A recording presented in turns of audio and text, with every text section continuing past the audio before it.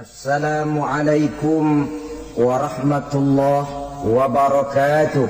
Waalaikumsalam warahmatullahi wabarakatuh. Alhamdulillah wassalatu wassalamu ala sayyidina Rasulillah sayyidina wa maulana Muhammad ibn Abdullah wa ala alihi wa sahbihi wa mawala. La haula wa la quwwata illa billah, amma ba'du. Bapak-bapak, ibu-ibu, saudara-saudara kaum muslimin rahimakumullah. Rumah tangga bahagia menurut agama kita. Sebagaimana yang sama kita maklum bahwa manusia hidup memerlukan idola, memerlukan figur-figur yang akan dijadikan contoh di dalam kehidupannya.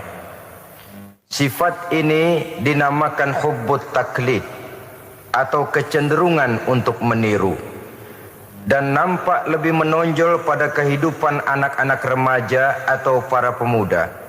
Siapa yang menjadi idolanya, siapa yang menjadi sentral figur dalam kehidupannya, itulah yang akan dijadikannya sebagai contoh.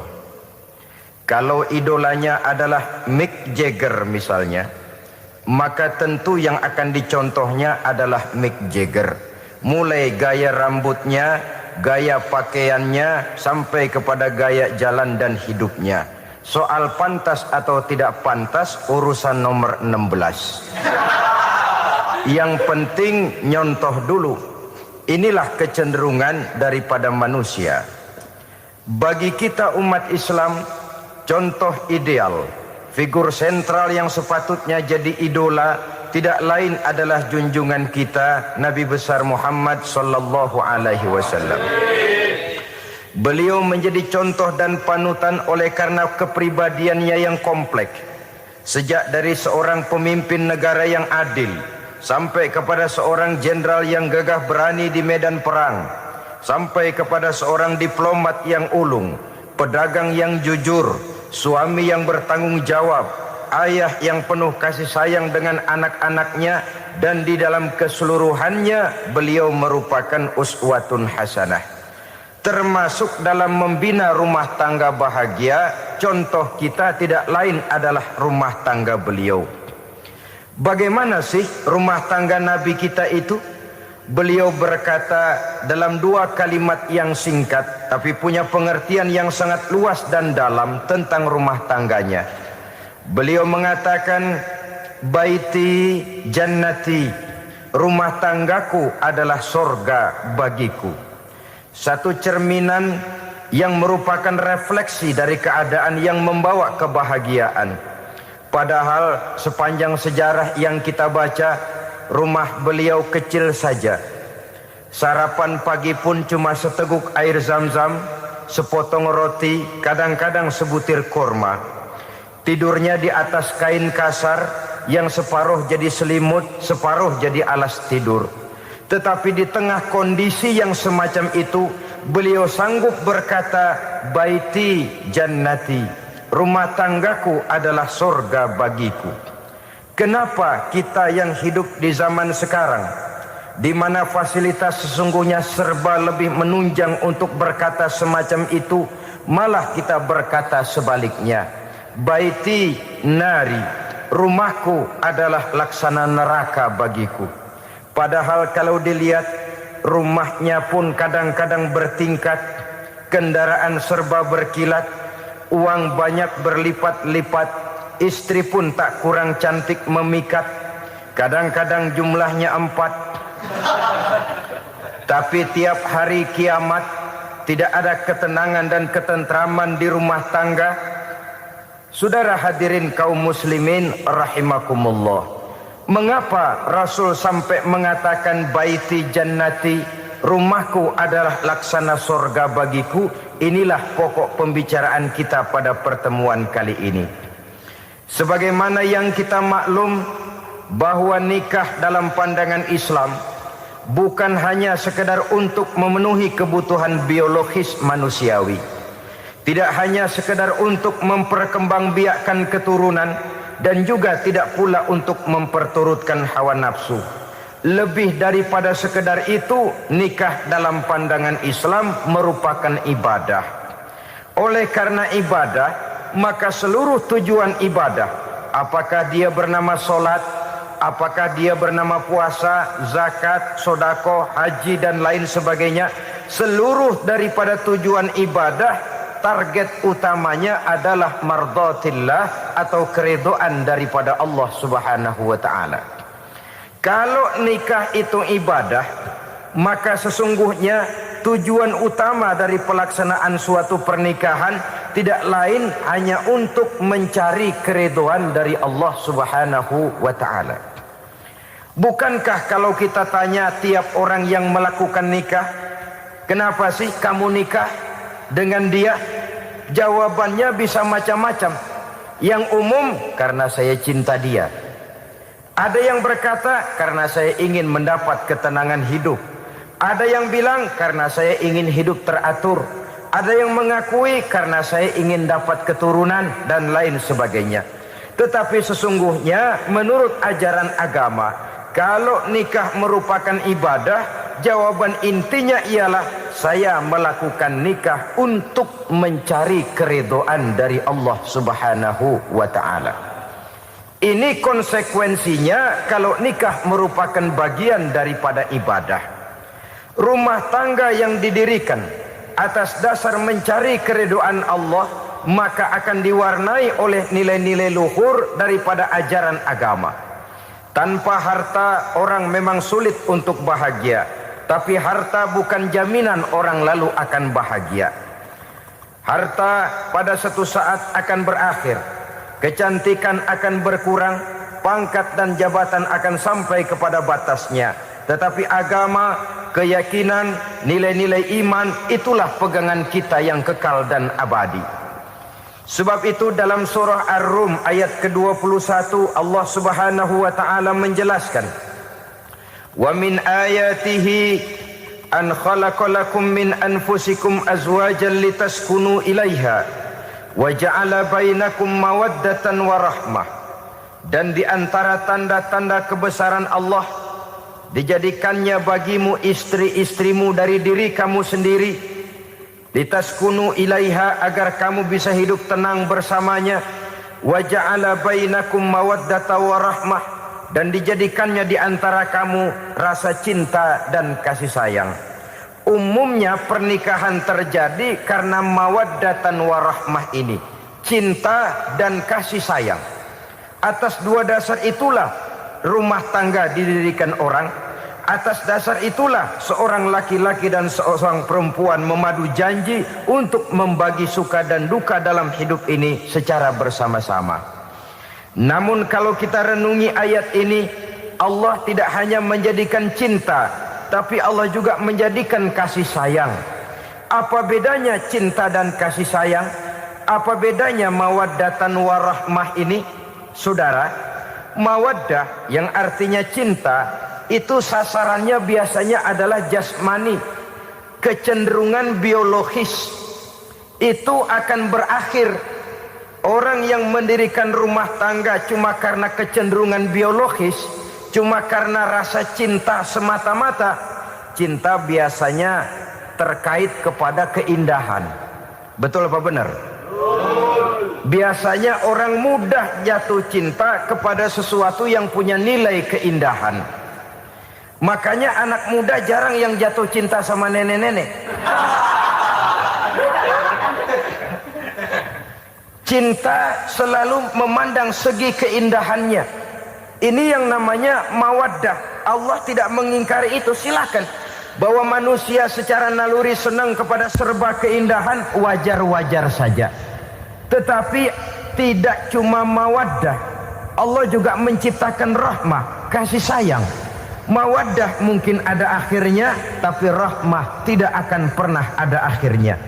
Kalau mawaddah adalah berkecenderungan kepada biologis, jasmaniah, maka rahmah kecenderungan kepada nilai-nilai rohani, kepribadian, kejiwaan, dan lain sebagainya.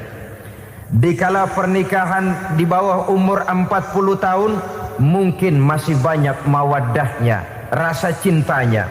Tapi 40 bahkan 50 tahun ke atas, rasanya orang berumah tangga kalau sudah 50 tahun ke atas itu lebih banyak kasih sayangnya ketimbang cinta-cintaannya. Kalau satu rumah tangga hanya didirikan atas dasar mawaddah saja, atas dasar cinta saja, padahal cinta itu terpaut kepada hal-hal keindahan, keindahan satu saat akan menurun. Ya, tentu sebagaimana yang kita maklum bersama-sama, belum punya anak memang cantik. Sudah punya anak, kecantikan mulai menurun. Punya anak 2, kulit mulai mengkerut. Punya anak 3, onderdil mulai dol. Punya anak 4, apalagi tidak pandai merawat diri, persis dompet tanggung bulan. Kalau rumah tangga didasarkan kepada rupa yang cantik saja, cinta akan bisa berpindah, paling tidak akan berkurang nilainya. Sebab itu Allah tidak hanya menyediakan mawaddah, warahmah, dijadikannya di hatimu itu tidak cuma sekedar cinta, tapi juga kasih sayang. Nah, kasih sayang inilah apabila berakar dan berurat dari nilai-nilai keagamaan yang akan menopang jalinan rumah tangga bahagia. Mengukuhkan usaha untuk mencapai mardotillah atau keridhaan daripada Allah Subhanahu wa ta'ala. Dengan demikian, berumah tangga bukan tujuan. Ini kalau kita lihat dari segi agama. Berumah tangga cuma alat untuk mencapai mardotillah, keridhaan daripada Allah. Seorang suami yang pergi pagi pulang sore peras keringat banting tulang mencari nafkah untuk menghidupi keluarganya, kalau niatnya untuk mardotillah maka pergi usahanya adalah ibadah. Sementara si suami pergi berusaha, istri di rumah mendoakan suaminya, itu juga merupakan bagian daripada ibadah. Marilah kita biasakan membina satu rumah tangga untuk mencapai keridhaan daripada Allah Subhanahu wa ta'ala. Ini motif dasarnya. Karena itu Rasul Anas bin Malik pernah bercerita, bertahun-tahun saya membantu di rumah tangga Rasul. Selama tahun-tahun yang panjang saya membantu di rumah tangga beliau itu, kata Anas bin Malik, belum pernah kok saya mendengar kata-kata kasar, keras, membentak-bentak. Belum pernah saya melihat ada piring terbang, sandal melayang, ada penggorengan nitir di atas. Belum pernah, padahal tahun-tahun yang panjang sudah saya lalui. Itu rumah tangga Rasul. Istrinya lebih dari 1, tapi tenang, ayem, adem. Walaupun gosip selalu ada. Ini loh ya, namanya hidup berumah tangga. Jangankan rumah tangga kita manusia biasa, rumah tangga Rasul pun tidak luput dari gosip yang kita kenal dengan hadisul ifki itu. Itu sampai tercatat dalam sejarah. Tetapi yang jelas, dengan istri yang lebih dari 1, rumah tangganya tenang, tentram, adem. Kita di rumah tangga istri 1, seminggu 7 hari, berantemnya 6 hari. Cuma 1 hari gencatan senjata. Saudara hadirin yang saya muliakan, kalau tujuan rumah tangga adalah mardotillah, apa ciri dari suami istri yang menegakkan rumah tangga untuk mencapai ridho Allah itu? Pertama, sepasang suami istri yang membina rumah tangga semata-mata untuk mencapai keridhaan Allah, cirinya yang pertama, bersyukur apabila beroleh nikmat. Ini ciri yang pertama. Bersyukur kepada Allah, kepada sesama berterima kasih. Suami berterima kasih kepada istri, bertahun-tahun didampingi hidupnya, dicucinya pakaiannya, dimasaknya makanannya. Tidak istri mengeluh walau hidup lebih banyak kurangnya daripada cukupnya. Suami pandai berterima kasih kepada istrinya. Sementara istri pun bisa berterima kasih kepada suaminya. Bertahun-tahun suami peras keringat, banting tulang mencari nafkah. menjadi palang dada terdepan apabila ada masalah-masalah yang besar. Kedua-duanya lalu punya timbangan. Nah inilah ya, saya pesan kepada suami, kepada para suami, kepada para istri, supaya di rumah ada timbangan. Perlunya apa? Kalau pada satu saat istri kita salah, suami cepat-cepat ambil timbangan, lalu ditimbang mana yang lebih berat, salahnya atau dosanya, benarnya atau kesalahannya. Ini istri saya jasanya begini, lalu jasanya begini, salahnya ini, mana yang lebih besar, jasanya atau salahnya?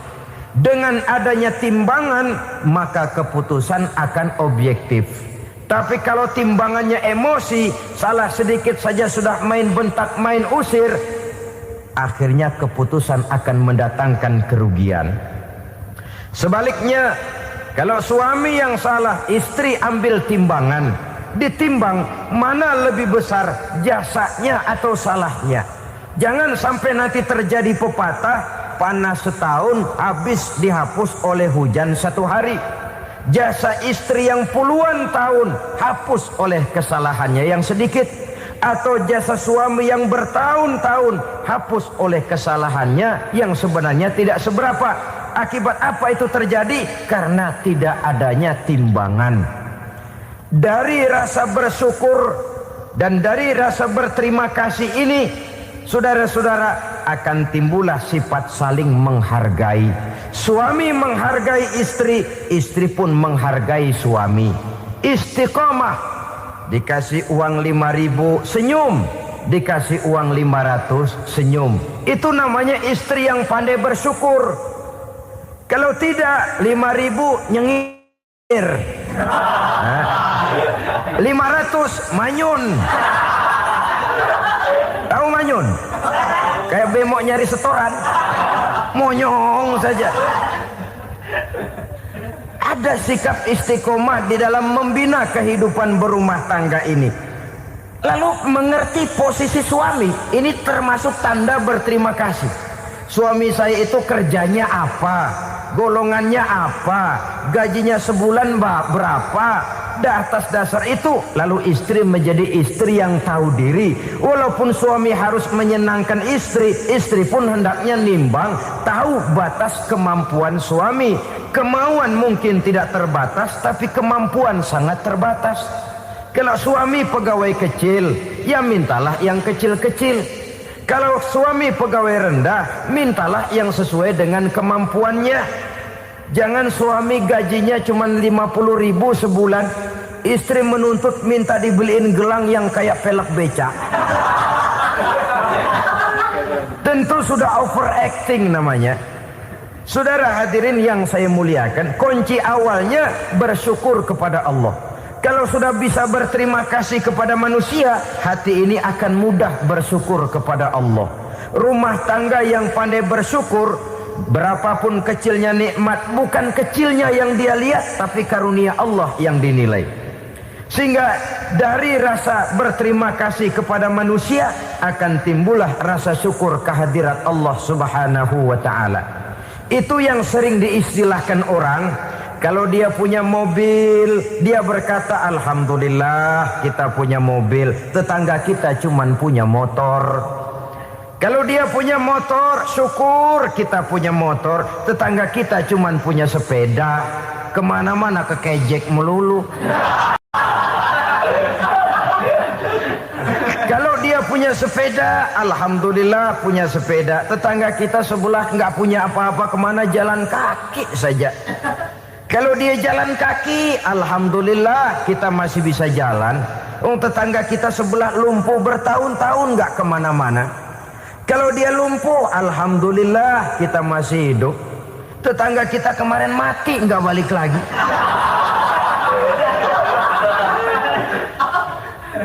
Lalu akan timbul rasa syukur. Tapi kalau sudah lumpuh ngelihat yang bisa jalan ngelihat yang naik sepeda, yang punya sepeda lihat yang punya motor lihat yang punya mobil lihat yang punya pesawat. Kapanlah kita ini pandai bersyukur? Sebab kesenangan seperti pelangi, tidak pernah di atas kepala kita, selalu kelihatannya di atas kepala orang lain. Sehingga kalau ngobrol orang sering bilang, lu sih enak lo gue lihat, gue keblangsak amat nih ya. Setiap orang ngomong kepada kita begitu nadanya. Kita yang dilihat enak, sementara kita melihat orang lain enak. Tukang tahu melihat tukang tempe enak, tukang tempe melihat tukang tuak enak, tukang tuak bilang tukang sirsak enak. Enak itu seperti pelangi. Namun kalau kita mau merenungi, tidak pernah Allah berhenti memberikan nikmat kepada kita. Sejak kita bangun tidur sampai kita tidur kembali, bahkan tidur itu sendiri, seluruhnya tidak pernah putus dari nikmat Allah. Bahagia ada di gubuk reot, bahagia ada di rumah mewah, bahagia ada di hati kopral, bahagia ada di hati jenderal, di gunung dan di kota, di hutan belantara dan di desa, di keheningan malam atau di keramaian siang. Kalau kita mau mencari, bahagia selalu ada. Tapi hati yang tidak pandai bersyukur, bagaimanapun banyak kebahagiaan yang meliputi hidupnya, dia tidak akan pernah pandai mensyukurinya. Maka berterima kasihlah kepada istri, berterima kasihlah kepada suami, bersyukurlah kehadirat Allah Subhanahu wa ta'ala.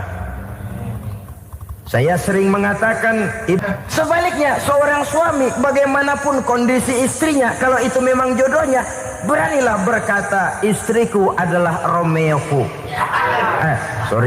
istriku adalah Julietku, atau istriku adalah Sri Kandiku. Biarin pengkor ya pengkor, nggak ada urusan.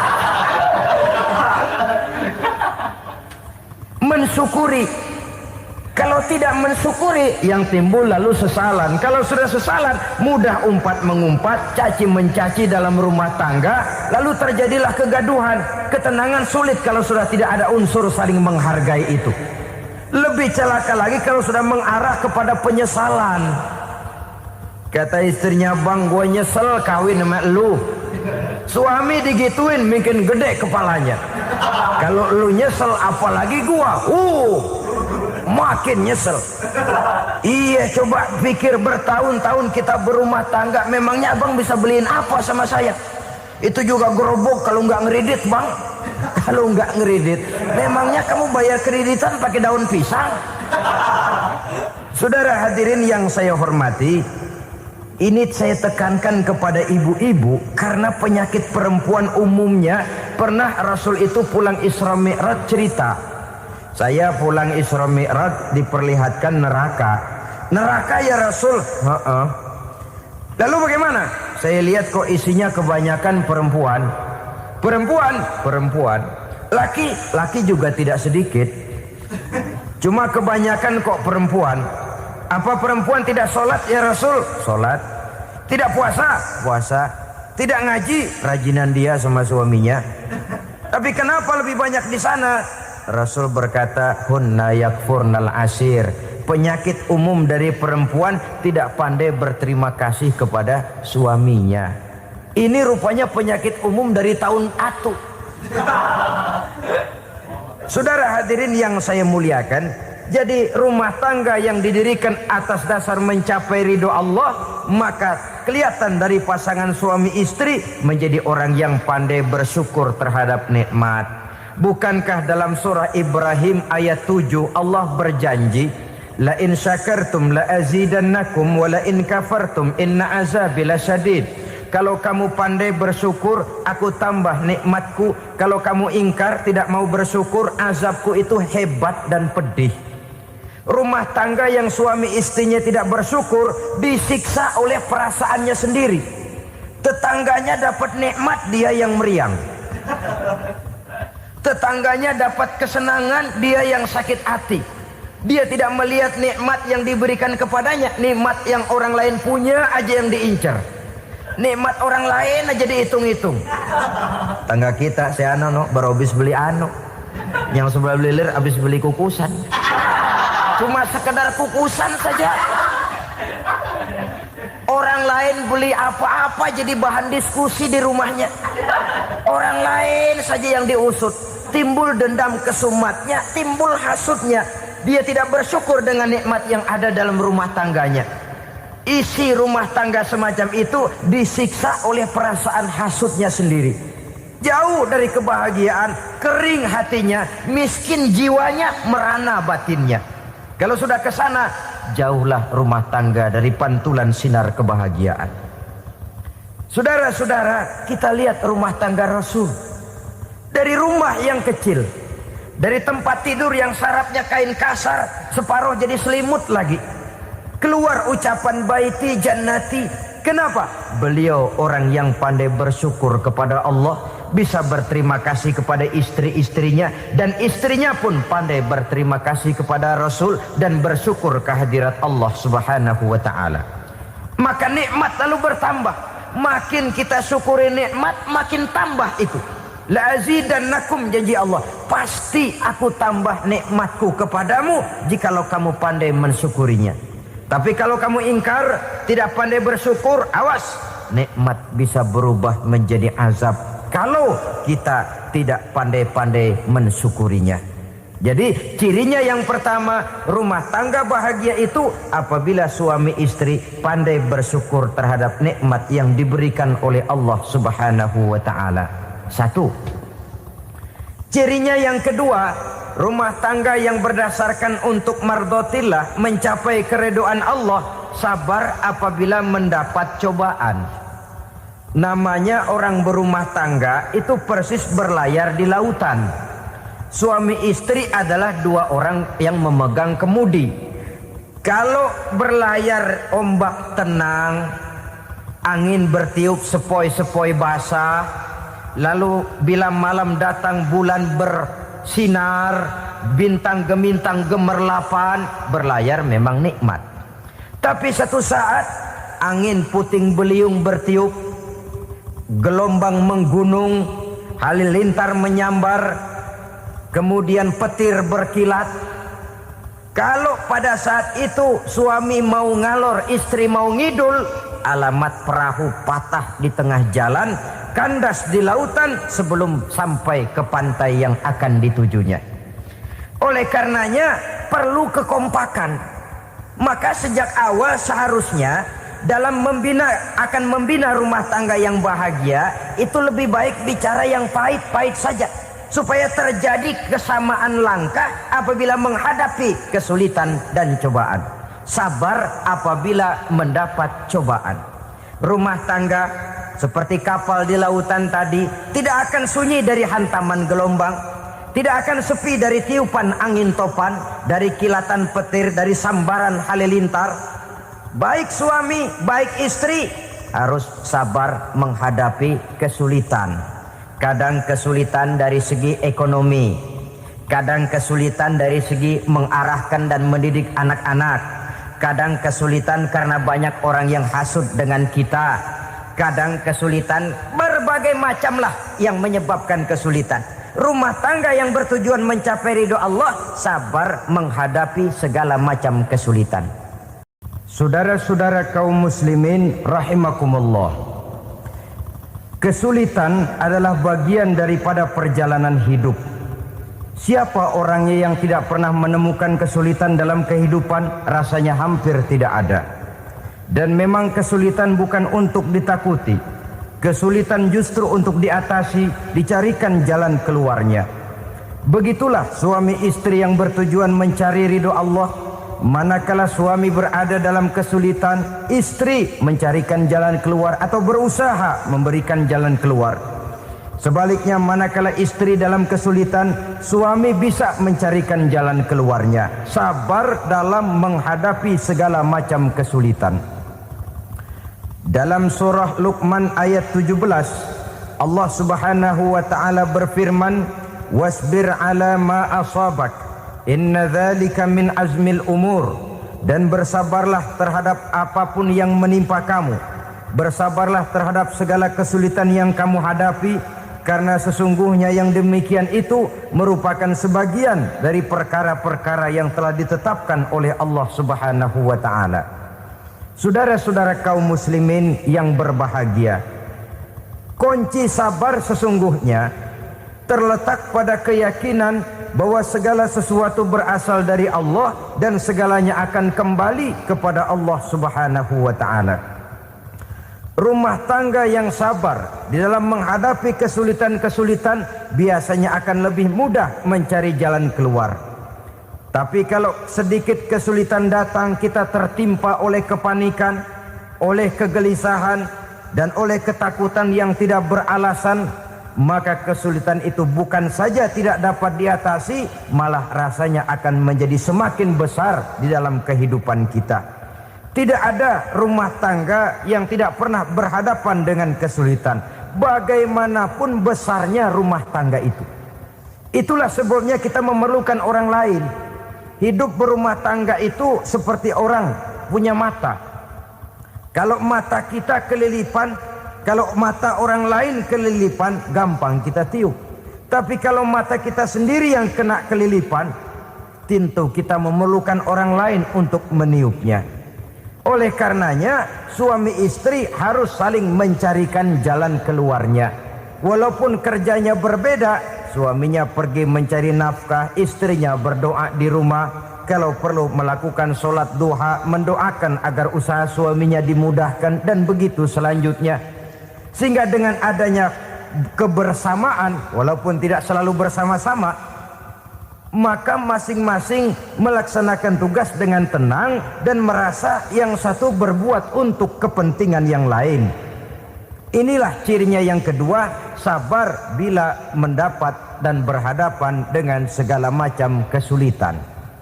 Kadang orang mendapat kesulitan itu berkeluh kesah. Bukan berkeluh kesah, tapi mencari jalan keluar dan mengambil hikmah yang ada di dalamnya apa. Karena bukan kemudahan, kesulitan yang membuat orang dewasa. Bukan kemudahan, tapi kesulitan yang membuat orang berpikir, dinamis, kreatif. Kalau seluruh jalan yang kita tempuh mudah saja, gampang saja, rasanya monoton kita ini. Kehilangan dinamika dalam perjuangan.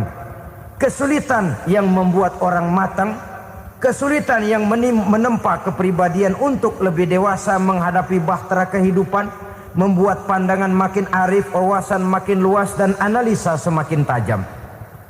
Sama saja dalam hidup.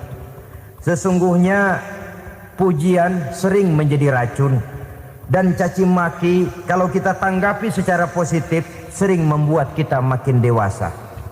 Jarang orang berpikir kalau dipuji, tapi baru dia merenung dan mencari diri setelah dicaci maki dan dikritik habis-habisan. Walaupun watak umum manusia senang dipuji, marah kalau dicaci maki. Biasanya kalau ketemu cewek cakep kita bilang, "Kamu cakep deh." Dia paling bilang, "Ah, abang bisa aja." Walaupun dia bilang, "Ah, abang bisa aja," hidungnya mah tetap mekar. Senang kalau dipuji, itu kecenderungan manusia. Marah kalau dicaci maki, marah kalau dikritik. Tapi sesungguhnya pujian sering jadi racun, caci maki sering jadi obat. Orang takut minum obat karena pahitnya, padahal efeknya itu akan lebih memberikan kesehatan kepadanya. Orang takut menghadapi kritik, orang takut dan tidak ingin dicaci maki, padahal itulah yang sesungguhnya menjadi cambuk kalau tidak dia salah tanggap, menjadi sugesti yang mendorong dia lebih maju lagi. Karena memang bukan pujian, tapi caci maki dan kritik yang membuat kita makin berpikir tajam. Jadi rumah tangga yang berhadapan dengan kesulitan demi kesulitan, biasanya kalau ditanggapi dengan sabar akan makin mengokohkan fondasi rumah tangga itu sendiri. Tapi kalau kesulitan dihadapi dengan tidak sabar, lalu mencari jalan pintas, kesulitan ekonomi, kebetulan istrinya cakep, istrinya disuruh ngojek. Dah lu ngojek aja deh, gua nungguin setoran dah. Suami tapak di rumah. Saudara hadirin yang saya muliakan, buat sepintas memang mendatangkan materi itu, mengatasi kesulitan ekonomi, tapi apakah bahagia? Walaupun rumah bisa jadi besar, perabotan bisa serba lebih lengkap dan ada, tapi apakah semuanya mendatangkan bahagia? Sementara suami kehilangan rasa cemburunya, dan dalam agama itu disebut dayus. Dayus, suami yang tidak punya rasa cemburu kepada istrinya. Dan orang dayus kayak begitu, haram mendapat bau sorga. Bau sorga saja tidak dapat, apalagi masuk ke dalamnya. Ya tapi juga jangan lantas mentang-mentang harus cemburu sama istri, overacting. Suaminya nawar sayuran, laki pulang ngomel, lu pacaran ya sama tukang sayur. Itu juga over, saudara-saudara. Kesulitan ekonomi diatasi dengan sabar. Sabar dalam arti berusaha dengan tidak mengambil jalan pintas, berusaha tetap berada di jalan yang diridhoi oleh Allah.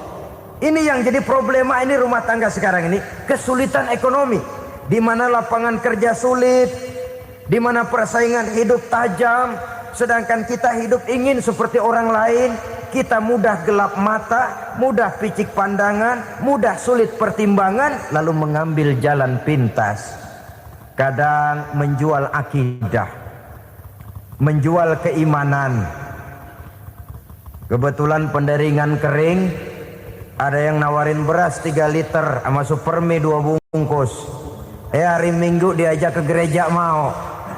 Itu iman kena beras 3 liter telap. Kesulitan ekonomi, saudara-saudara. Sehingga Imam Ali pernah berkata, kadal fakru ayyakuna kufran. Kemiskinan memang mudah membawa orang kepada kekafiran, kepada perbuatan-perbuatan yang bisa mengundang kekafiran. Oleh karena itu dalam tamsil lain beliau berkata, kalau ada ular dan ada kemiskinan, kemiskinan yang saya getok lebih dulu, kemiskinan yang saya bunuh lebih dahulu. Karena kemiskinan mudah membawa orang kepada kekufuran.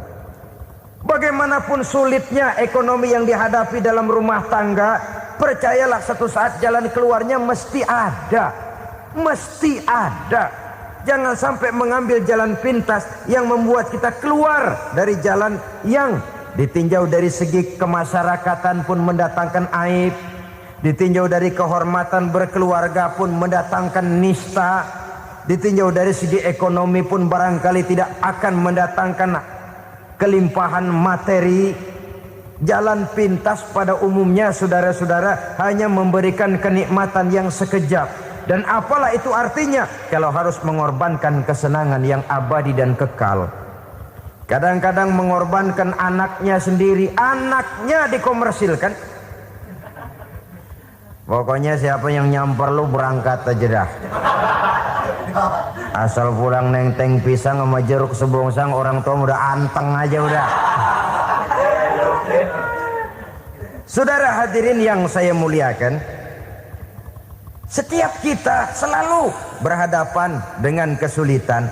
Karena itu rumah tangga yang bertujuan mencapai mardhatillah, mereka sabar dalam menghadapi kesulitan. Tidak ada beras, puasa saja, puasa sunnah. Puasa sunnah, lapar tapi ada pahalanya. Daripada tidak puasa lalu ngegerundel, brengsek Tuhan. Gue sembahyang melulu, lapar juga. Sudah lapar tidak berpahala. Bukankah Rasulullah sendiri kalau pulang ke rumah Aisyah lalu berkata, ya Humairah, ada makanan hari ini? Ada makanan yang enggak ada bang. Alhamdulillah, kalau begitu saya puasa. Pulang dari mana-mana perut lapar, mau makan tidak ada makanan, bukan marah, bukan ngamuk, puasa. Maka boleh puasa sunnah, niatnya udah siang, jam 10, jam 11, asal dari pagi belum makan apa-apa. Niatnya jam 10, sah, dengan catatan dari pagi belum makan apa-apa. Jangan sudah sepiring setengah baru niat, itu lain. Itu ngojek namanya itu. Pengertian dalam kesulitan. Satu malam beliau pulang dari masjid agak larut. Habis ngajar banyak yang bertanya, ketuk pintu, assalamualaikum. Assalamualaikum. 3 kali beliau memberi salam, tidak ada jawaban, tidak dibukakan pintu. Rupanya istri beliau lelah bekerja di waktu siang, tidurnya pules benar. Marahkah Rasul? Tidak. Beliau gelar sorban, tidur di depan pintu. Asraful anbiya wal mursalin ini, Rasul termulia ini, karena menghargai istrinya, tidur di depan pintu. Sampai Aisyah bangun sepertiga malam, terkejut buka pintu, suaminya ada di depan pintu. Beliau bangunkan. Ketika dibangunkan, Rasul lebih dulu berkata, maaf sayang, saya pulang terlambat. Sudah enggak dibukain pintu, tidur di depan, dibangunin, beliau duluan yang minta maaf. Pengertian. Kalau emosi, memang enggak dibukain pintu, tidur di depan. Begitu dibukain, yang enak kita tunjuk jidatnya.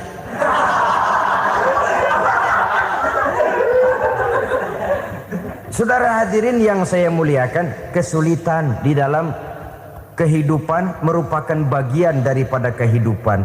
Bukan untuk ditakuti, tapi untuk diatasi. Bukan untuk dihindarkan, tapi dicarikan jalan keluarnya. Hadapilah kesulitan dengan baik sangka kepada Allah, dengan lapang dada, dan dengan tetap bersabar menghadapinya. Kenapa? Karena tujuan kita mendirikan rumah tangga, mencapai ridho Allah. Kalau anak kita perjualbelikan, kalau istri kita komersilkan, kalau akidah kita jual untuk mempertahankan rumah tangga, bukankah makin jauh saja rumah tangga itu dari ridho Allah? Ini tujuan utamanya. Yang ketiga, rumah tangga yang bertujuan mardotillah itu, suami istri yang merupakan fondasi di rumah tangga, suami sebagai pemimpin, istri sebagai pembina, selalu musyawarah dalam menyelesaikan persoalan. Walaupun istri ditakdirkan sebagai pemimpin dan suami sebagai pemimpin dan istri yang dipimpin, tapi agama menganjurkan musyawarah. Jangan mentang-mentang istri nyari duit, suami nyari duit, lalu menteleng. Segalanya mau diktator, segalanya mau sendiri. Rumah tangga yang bertujuan mencapai ridho Allah selalu didirikan atas dasar musyawarah. Sehingga apabila sesuatu itu dihasilkan dari suasana musyawarah, tidak akan melahirkan penyesalan di belakang hari. Kalau tidak berjalan menurut seleranya masing-masing, belakangan timbul penyesalan, akhirnya main salah menyalahkan.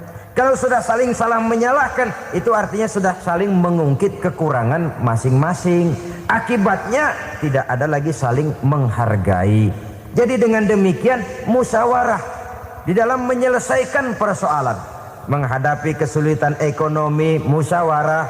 Menghadapi kenakalan anak, musyawarah. Akan membeli ini dan itu, sebaiknya juga musyawarah. Kalau merupakan hasil musyawarah, maka saudara-saudara hasilnya pun akan dihadapi oleh bersama. Enak rasakan bersama, tidak enak rasakan bersama. Kenapa? Tadinya musyawarahnya bersama-sama juga. Lah kalau hasil sendirian, giliran enak mungkin yang satu mau ikut, giliran tidak enak yang satu nuding, gua kata juga apa? Kan begitu akibatnya kalau tidak berdasarkan musyawarah lebih dahulu. Maka insya Allah hasil musyawarah ini setidaknya tidak akan mendatangkan sesalan di belakang hari nantinya. Saudara-saudara kaum muslimin rahimakumullah. Ciri yang keempat, sepasang suami istri yang bertujuan mencapai ridho Allah dalam upaya mencapai rumah tangga bahagia itu tawakal apabila mempunyai rencana. Tawakal berserah diri kepada Allah. Bukan berserah diri dalam artian mutlak yang mengarah kepada fatalism atau predestination. Kita sering mengartikan tawakal secara salah. Belum apa-apa sudah menyerahkan diri kepada Allah. Emang semuanya terjadi menurut maunya Allah dah. Gak usah ngapa-ngapain, bagaimana Tuhan aja dah. Lapar juga nggak usah makan, kalau takdirnya kenyang pan kenyang. Ya udah lapar terus kita. Makan dulu, perkara nanti kenyang apa tidak, itu baru tawakal. Kalau sakit ke dokter, soal sembuh atau tidak, baru tawakal. Artinya usaha itu ada. Setelah suami berusaha, istri berusaha, selebihnya tawakal. Apa perlunya tawakal? Apabila berhasil tidak lupa daratan, apabila berhasil tidak lupa diri, apabila gagal tidak putus asa.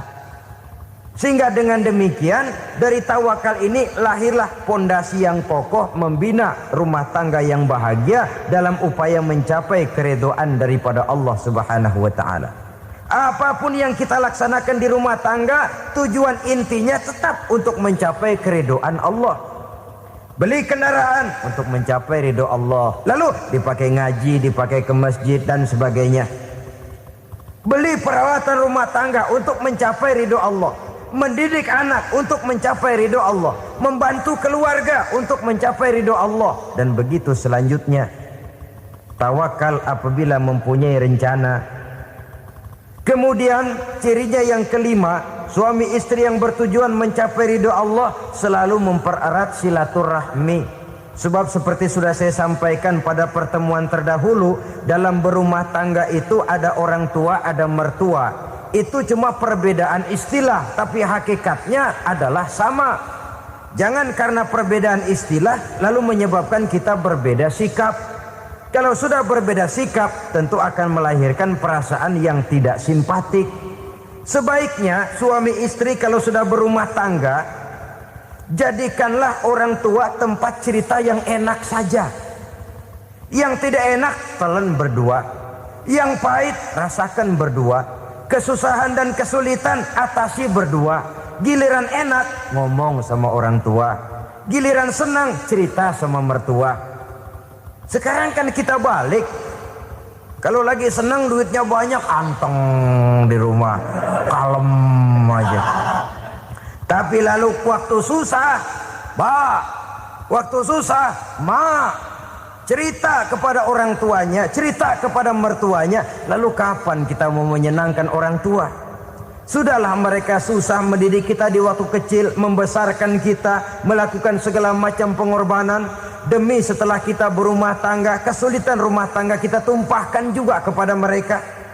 Pererat silaturahmi dan usahakan agar seluruh keluarga hanya menjadi tempat kita cerita yang enak-enak saja. Istilah sehari-harinya, kalau di rumah kita makan sama sayur bayam, keluar rumah diem, malah seluitan. Tetangga tanya, lu makan kayaknya enak banget apa sih? Daging ayam.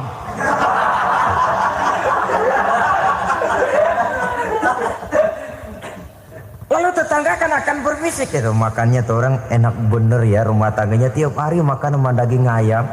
Biarlah paling kurang itu jadi doa, daripada kita makan sama kangkung lalu ribut ngomel di mana-mana. Gua kesel banget sama bini gua. Di warung ceritanya lagi. Kenapa? Saban sari gua direbusin kangkung mulu. Brengsek. Di warung cerita ada RT, ada RW. Gara-gara makan sama kangkung se-RT tahu. Akhirnya mungkin kalau kita berangkat orang hitung dari jauhan. Lihat, kangkung liwat.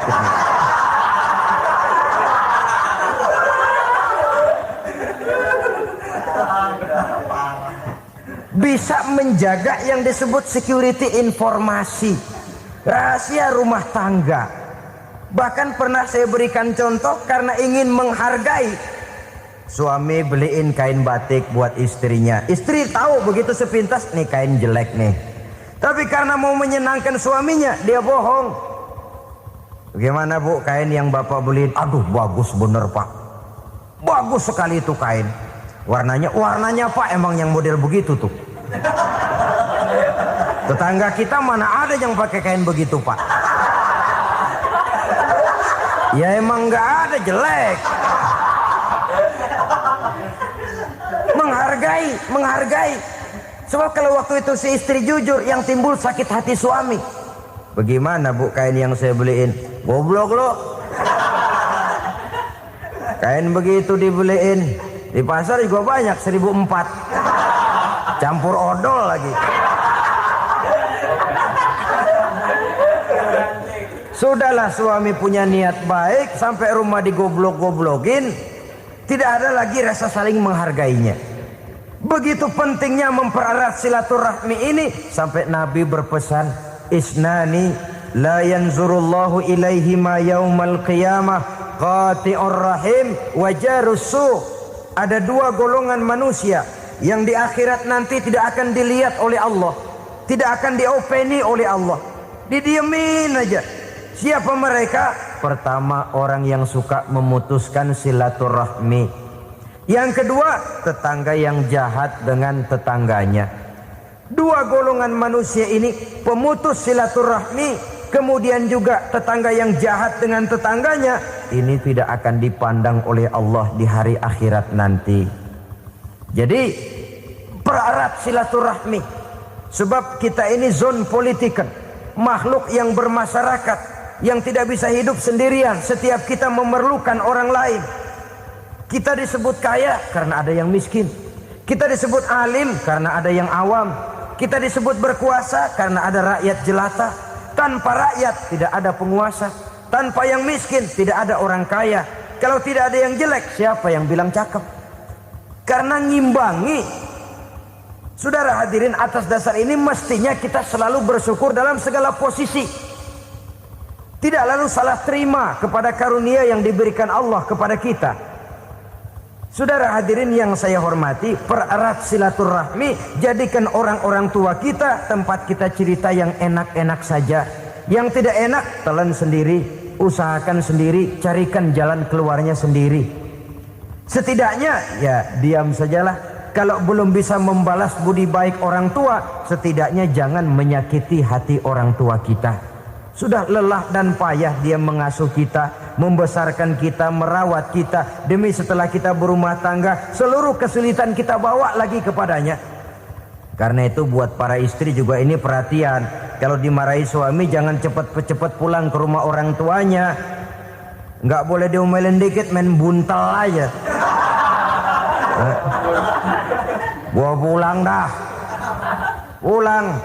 Sampai sana cerita habis-habisan, dikucek kejelekan suaminya. Nanti 2-3 hari balik aja lagi. Kan nggak lucu jadinya. Saudara hadirin, begitu juga suami. Mencaci maki habis istrinya, 2-3 hari baik aja lagi. Konyol, istrinya sudah dicaci maki habis-habisan, dijeleki leluhur-leluhurnya, 2-3 hari baik lagi. Mesraan lagi. Kata bininya dalam hati, gua lu jelekin juga, lu pakai juga, payah.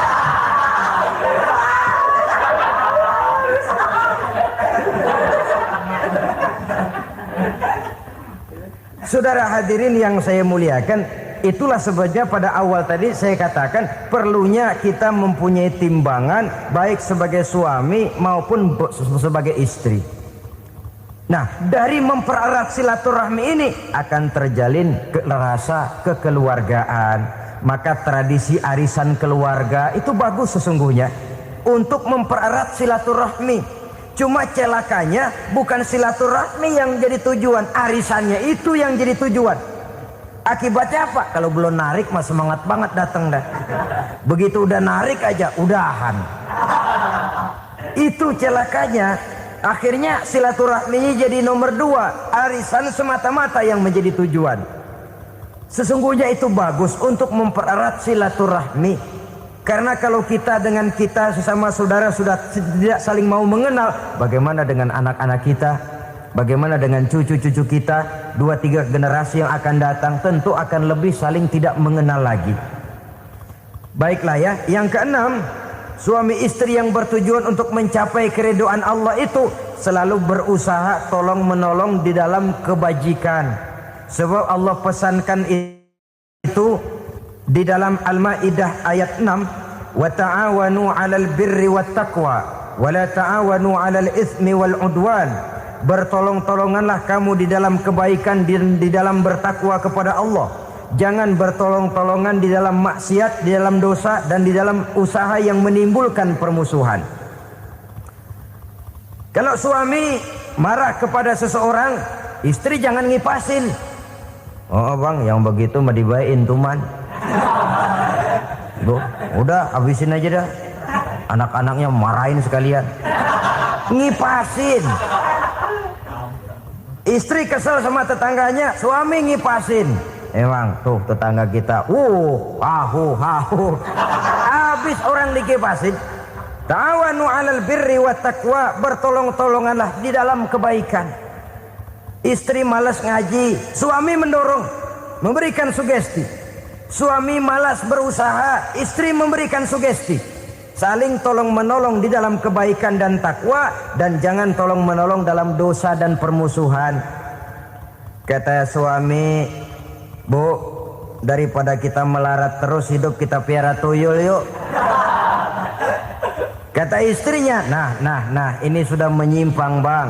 Bersabarlah, bagaimanapun insya Allah kita tidak akan mati kelaparan. Piara tuyul itu nanti jadi pindah akidah, merusak iman, berteman dengan setan. Apalah artinya kekayaan dan kesenangan sebentar kalau harus mengorbankan kekayaan dan kesenangan yang abadi. Ini sudah alal ismi wal udwan, sesuatu yang mengandung dosa.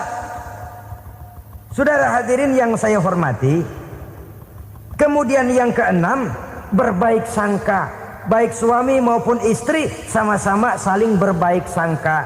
Suami melepas istri, istri melepas suami dengan hati yang ikhlas. Suami meninggalkan istri di rumah dengan jiwa yang bersih dan rasa yang aman. Ada rasa baik sangka, dan ini modal dasar. Kalau sudah dilandasi oleh buruk sangka, tentu yang lahir nanti adalah perasaan-perasaan yang tidak baik. Akibatnya sangat tidak menguntungkan. Inilah beberapa ciri dari rumah tangga yang didirikan atas dasar mardhatillah, mencapai keridhaan dari Allah. Nanti akan menyusul tujuan berikutnya, diantaranya mendapat keturunan, diantaranya lagi mendatangkan gairah untuk lebih berusaha mencari rezeki karena sudah merasa punya tanggung jawab berupa anak dan istri.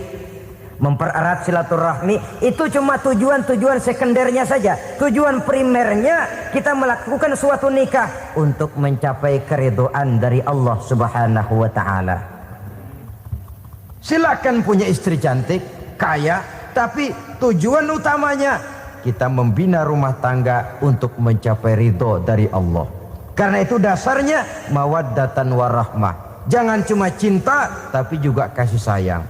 Cinta, kecenderungan kepada jasmani akan berakhir, tapi kasih sayang, kecenderungan kepada rohani, makin tua malah makin erat, makin tua malah makin mesra. Sehingga kadang kita menampak kakek-kakek dan nenek-nenek lagunya kayak pengantin baru. Apa cinta-cintaan? Tidak. Bagaimana kakek-kakek sama nenek-nenek harus bilang I love you? Yang masih ada itu waktu itu mawaddah, kasih dan sayang. Itu yang akan kekal, itu yang akan abadi. Tanpa materi orang sulit untuk bahagia, tapi materi semata bukan jaminan orang untuk bahagia. Nah, ciri yang terakhir dari rumah tangga yang bertujuan mencapai ridho Allah, sinar agama kelihatan di dalamnya. Baik suami maupun istri sama-sama orang yang taat melaksanakan ajaran agama. Saudara, mudah-mudahan walaupun singkat dapat menjadi sumbangan moral dalam kita mewujudkan rumah tangga yang bahagia menurut contoh yang diberikan oleh Rasulullah sallallahu alaihi wasallam. Selalu berusaha menyimpan sesuatu yang bisa membawa manfaat baik untuk dirinya, untuk anak cucunya maupun untuk keluarganya, untuk masa kini dan masa depannya. Kadang simpanan itu berbentuk uang, kadang berupa tanah, lain saat berbentuk pabrik, dan lain sebagainya. Sementara masa depan yang paling pasti adalah akhirat. Jika untuk masa depan dunia, kita rela memeras keringat, membanting tulang, pergi pagi dan pulang petang, menyimpan uang, menyimpan tanah, menyimpan pabrik, pernahkah kita merenung jika satu saat kiamat datang, kita dibangkitkan dari kubur masing-masing, berdiri di padang mahsyar untuk mempertanggungjawabkan seluruh kegiatan hidup kita di dunia ini, lalu kita akan menuju ke alam akhirat. Sudahkah kita mempunyai simpanan untuk akhirat kita? Pada pertemuan kali ini saya ingin menyampaikan sebuah hadis di mana Rasulullah sallallahu alaihi wasallam bersabda, "Arba'un min kanzil jannah." Simpanan sorga ada 4 macam. Yang pertama, ikhfa'us sadaqah, menyembunyikan sedekah. Saudara-saudara kaum muslimin, sebagaimana yang kita maklum bahwa Allah Subhanahu wa taala melebihkan sebagian rezeki dari kita terhadap yang lain. Ada yang kaya, ada yang setengah kaya, ada yang miskin, ada yang setengah miskin, dan selanjutnya. Ada yang gajinya kecil tapi penghasilannya gede. Ada yang penghasilannya gede tapi enggak punya gaji. Ada juga yang memang gajinya gede dan penghasilannya gede. Kelebihan rezeki merupakan sunnatullah dan tidak harus membuat kita merasa lebih dari yang lain. Bahkan sebaliknya, kelebihan itu harus membuat kita ringan tangan untuk menolong mereka yang memang memerlukan pertolongan. Kalau saudara diberikan ilmu, maka pertanyaan akhirat cuma satu. Ilmumu kau amalkan untuk apa? Kalau saudara diberikan umur yang panjang, pengadilan akhirat juga bertanya satu. Umurmu kau habiskan di mana? Tapi kalau saudara diberikan harta, pengadilan akhirat akan bertanya 2. Hartamu kau dapat dari mana? Kau belanjakan kemana? Dari mananya ditanya dan kemananya juga ditanya. Oleh karena kita akan dimintakan pertanggungan jawab, maka amanah yang bernama harta ini harus kita gunakan dengan sebaik-baiknya. Ada penggunaan yang merupakan kewajiban, itu zakat namanya. Ada penggunaan yang sewaktu-waktu, itu infak namanya. Ada yang lebih sewaktu-waktu lagi, dan itu sedekah namanya.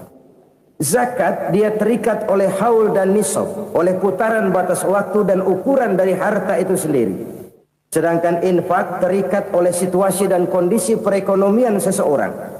Sedangkan sedekah tidak terikat dengan apapun. Dalam kondisi seperti apapun kita bisa melakukan sedekah dengan yang terkecil sekalipun. Sampai-sampai Rasulullah sallallahu alaihi wasallam mengajarkan, la tahqiranna minal ma'rufi syai'an walau an talqa akhaka biwajhin talik. Atau ada hadis, tabassumuka fi wajhi akhika laka shadaqah. Senyumanmu kepada temanmu adalah sedekah. Jadi untuk melakukan sedekah tidak harus dalam berbentuk uang. Dengan ilmu kita bisa sedekah, dengan tenaga kita bisa bersedekah, dengan pikiran kita bisa bersedekah, bahkan senyum kepada teman itu pun sedekah. Jadi kalau sedekah dengan uang memang belum punya uang, nyengir aja banyakin. Itu asal pada tempatnya, jangan lalu ketemu tiang listrik cengengesan. Tentu tidak pada tempatnya dan tidak wajar. Nah, sedekah yang paling dicintai Allah adalah sedekah yang disembunyikan. Artinya jauh dari sifat riya. Kan kadang-kadang ada orang sedekah itu disebutkan namanya. Apa tidak bagus? Kalau memang niatnya ikhlas, ya bagus-bagus saja. Untuk memberikan sugesti kepada yang lain. Si Fulan bin Fulan nyumbang sekian, diumumkan. Boleh kalau niatnya untuk memberikan rangsangan kepada yang lain supaya dia menyumbang lebih besar dari orang tadi. Tapi kalau itu mendatangkan riya, maka sedekah yang paling dicintai Allah adalah sedekah yang disembunyikan. Tangan kiri saja tidak tahu apa yang diberikan oleh tangan kanan. Sedekah yang dilakukan dengan ikhlas akan merupakan perbendaharaan surga, tersembunyi dari pandangan orang lain, tidak seorang pun tahu. Karena memang sikap yang baik adalah melupakan kebaikan dan mengingat kesalahan. Itu salah satu ciri orang bahagia. Orang yang selalu mengingat kesalahannya dan berusaha melupakan segala kebaikannya. Kalau dia akan berada kebaikan, dia tidak bisa ikut, dia merasa rugi karena dia merasa belum pernah berbuat baik. Tapi kalau akan melakukan kesalahan baru, dia ingat kesalahan yang sudah-sudah, sehingga terhalang baginya untuk melakukan satu kesalahan baru. Demikianlah saudara-saudara, bahwa Allah melebihkan rizki sebagian kita dari yang lain, agar terjadi tolong-menolong dalam kehidupan ini. Jadi kesenjangan yang nature, kesenjangan yang alami, itu sunnatullah. Ada yang kaya, ada yang miskin, ada yang kelas menengah. Nah, kenapa lalu sekarang kita berusaha mengentaskan kemiskinan? Oleh karena adanya kesenjangan struktural. Kalau yang kaya bisa semakin kaya, kenapa yang miskin tidak bisa naik jadi ikut sedikit kaya? Sebab pada dasarnya Islam adalah agama yang sejak turunnya sudah berupaya memerangi kemiskinan. Bahkan dikatakan kemiskinan itu mendekatkan kepada kekufuran. Orang kalau miskin udah dekat banget sama kafir. Gampang menjadi kafir. Berapa banyak saudara-saudara kita yang oleh karena soal perut, oleh karena soal materi, terpaksa meninggalkan dan menanggalkan akidahnya. Menjual petunjuk yang diberikan Allah dengan kesenangan dunia yang cuma sebentar ini. Na'udzubillah, thumma na'udzubillah. Jadi makin kita sembunyikan satu sedekah, semakin banyak perbendaharaan kita di surga. Sedekah yang paling dicintai Allah adalah sedekah yang disembunyikan. Malahan ada seorang sufi, dia punya kebiasaan kalau pergi sholat Jumat, dia bawa uang, itu uang dia taruh di bawah tikar masjid. Dia niat sedekah kepada siapa saja yang nemuin itu duit. Maksudnya apa? Supaya yang nemuin nggak tahu siapa yang punya duit. Demikian dia saking ingin menyembunyikan sedekahnya. Karena sifat ria itu bisa memakan amal kita sendiri. Ria itu termasuk menyebut-nyebut kebaikan kita. Orang yang suka nepuk dada, sedikit-sedikit ngitungnya kalau nggak gua. Tuh kalau nggak gua tuh. Tuh yang belah situ, kalau nggak gua. Iya, kalau nggak lu kenapa emang? Orang yang suka menepuk jasad, tuh biasanya memang begitu, saudara-saudara. Kalau perang lagi berkecamuk, orang nggak sempat ngaku jadi pahlawan. Tapi begitu perang selesai, yang kagak kenal bedil ngaku pahlawan, mas. Itu sesuatu yang biasa. Oleh karenanya, orang-orang yang ikhlas dalam bersodako, disembunyikannya sodako itu, Allah cinta betul. Malahan ada hadis memberikan jaminan, inna sodakotal mar'il muslimi tazidu fil umri wa tadfa'u mitata su'i. Sesungguhnya sedekahnya seorang mukmin tazidu fil umri, bisa menambah umur panjang. Wa tadfa'u mitata su'i, dan menyelamatkan manusia dari mati secara su'ul khatimah. Jadi siapa yang kepengen panjang umur, banyaklah sedekah. Yang bosan hidup, pelit terus. Sedekah menambah panjang umur dan menyelamatkan manusia dari mati secara su'ul khatimah. Pak, katanya umur itu nggak bisa ditambah, nggak bisa dikurangin. Kapan? Kalau ajal sudah datang. Wa idza jaa ajaluhum la yastakhiruna sa'atan wa la yastakdimun. Kalau ajal datang tidak bisa dimajukan, tidak bisa dimundurkan. Itu kalau ajal sudah datang. Tidak bisa lagi umur ditambah dikurangi, sudah datang.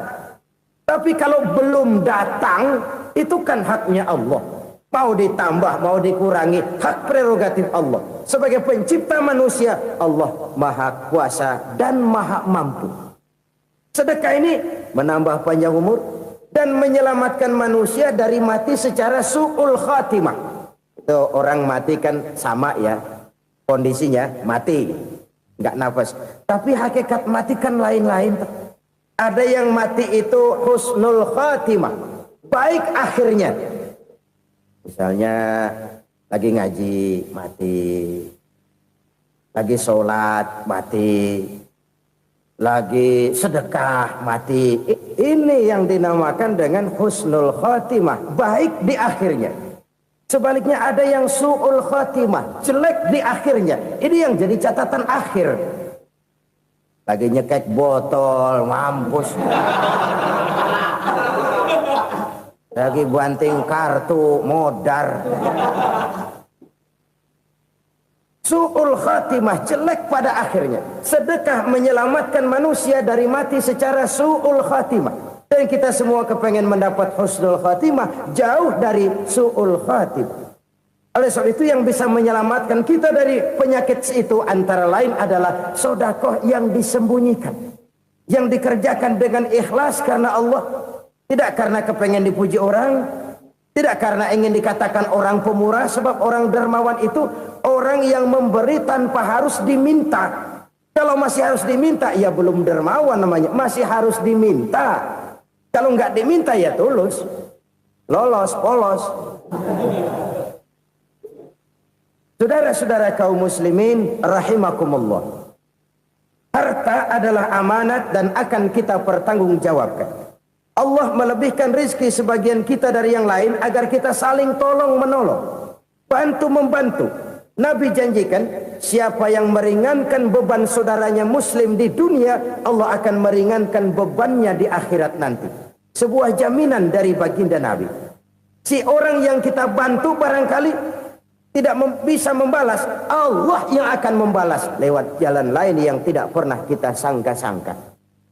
Ada orang tanya, Pak, ini ada orang nyumbang masjid sambil marah-marah, bagaimana? Saya bilang sumbangannya aja ambil, marahnya jangan. Marahnya jangan diambil, itu urusan dia. Saudara-saudara kaum muslimin rahimakumullah. Umat Islam ini kan umat yang punya potensi besar. Kadang kita merenung, kenapa kadang-kadang pembangunan masjid kok lambat sekali? Kalau hotel hari ini peletakan pertama, bulan depan peresmian. Supermarket hari ini peletakan batu pertama, minggu depan peresmian. Tapi kalau sudah yang namanya masjid, kadang-kadang peletakan batu pertama sekaligus jadi batu terakhir. 3 tahun, 4 tahun, campur nebar jalak di jalanan, duit dijaring kayak ikan sepat. Apa tidak ada orang Islam yang kaya? Banyak. Apa tidak ada pengusaha muslim yang jadi konglomerat? Ada. Lalu yang belum banyak itu yang komit terhadap nilai-nilai agamanya. Akhirnya kita jatuh jadi umat yang lemah.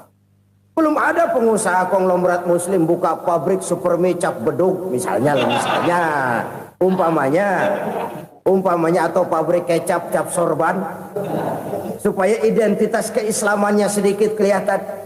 Kita jatuh jadi umat yang lemah karena potensi tidak terinventarisir dengan baik. Kita ini ibarat kompor yang cuma matengin nasi orang lain. Potensi kita dimanfaatkan oleh orang lain.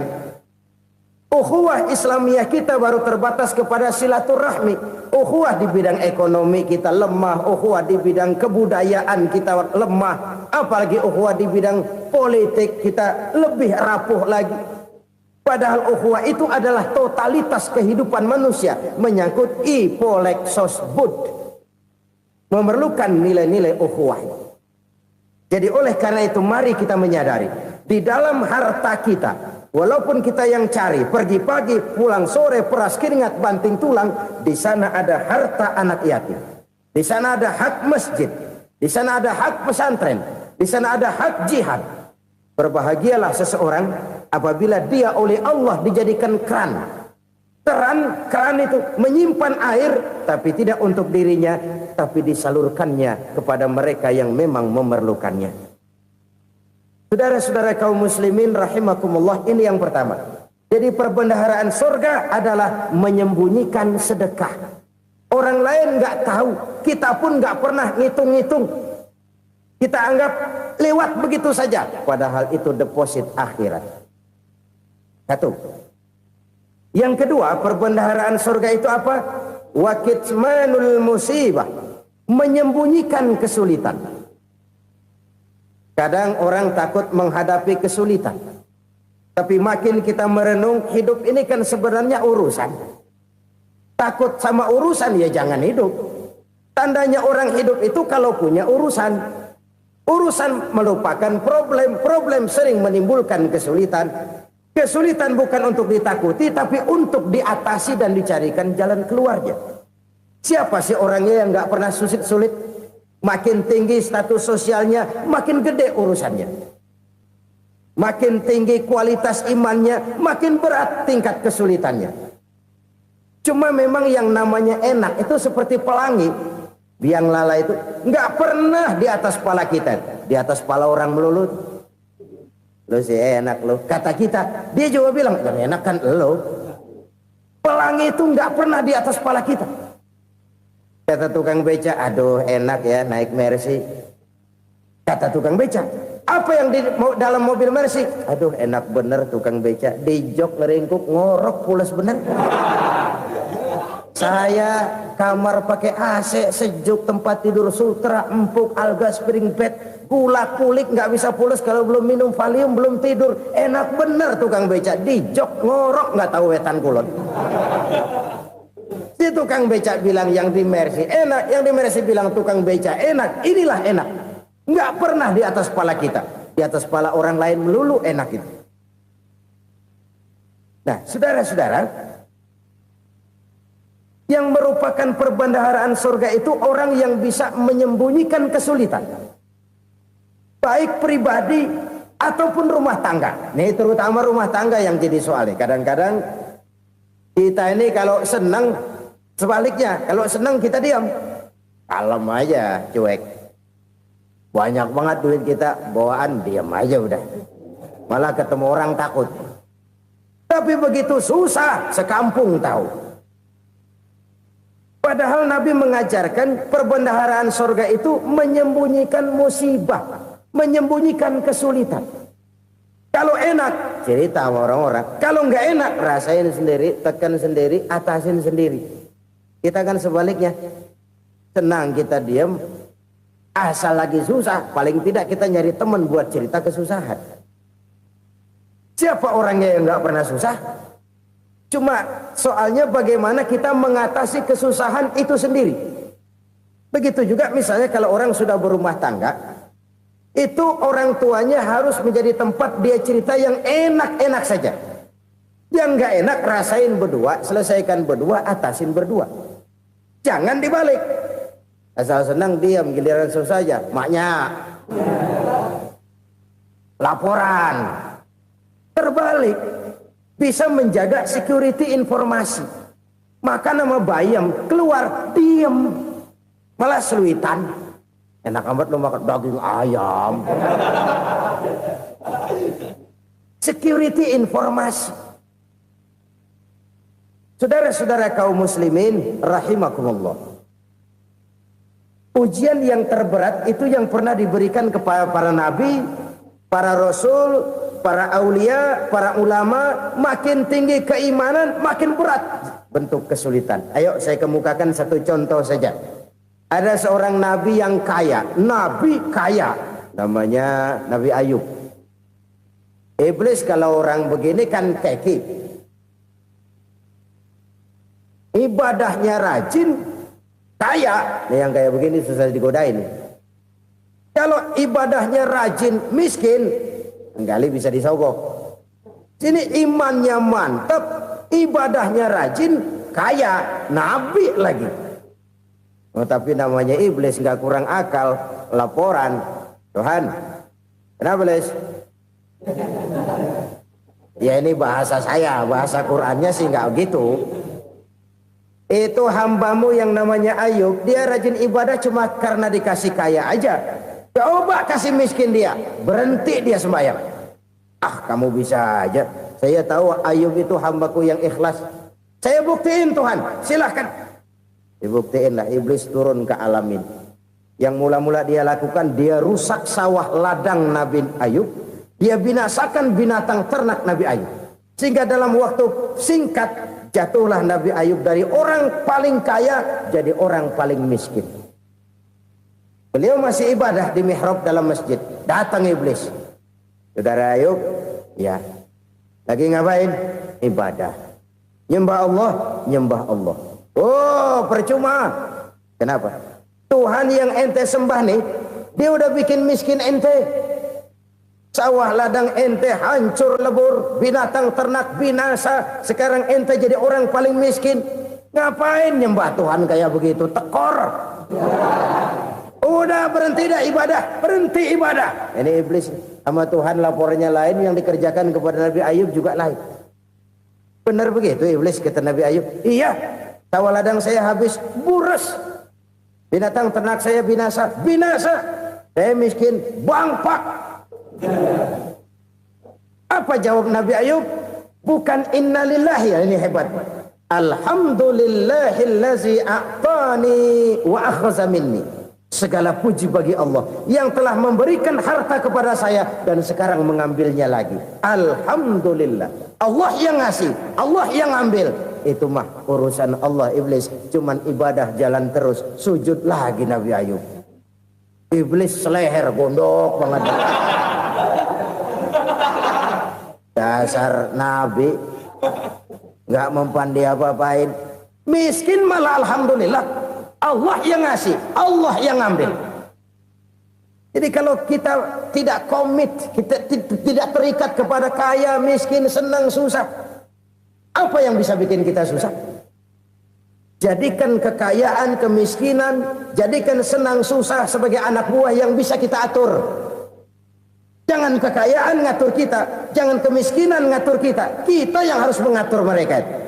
Senang, susah, kaya, miskin, bahagia, sengsara, jadikan itu anak buah yang bisa kita atur. Kalau sekarang kita kaya, lain saat boleh jadi kita miskin, semiskin-miskinnya. Allah yang ngasih, Allah yang ambil. Tenaga mana yang bisa menghalangi? Ibadah jalan terus. Iblis makin gondok. Dasar Nabi loh. Akhirnya apa? Nabi Ayub dikerjain, diberikan penyakit. Demikian fatal penyakitnya. Bayangin, udah miskin sakit. Masya Allah. Miskin sakit.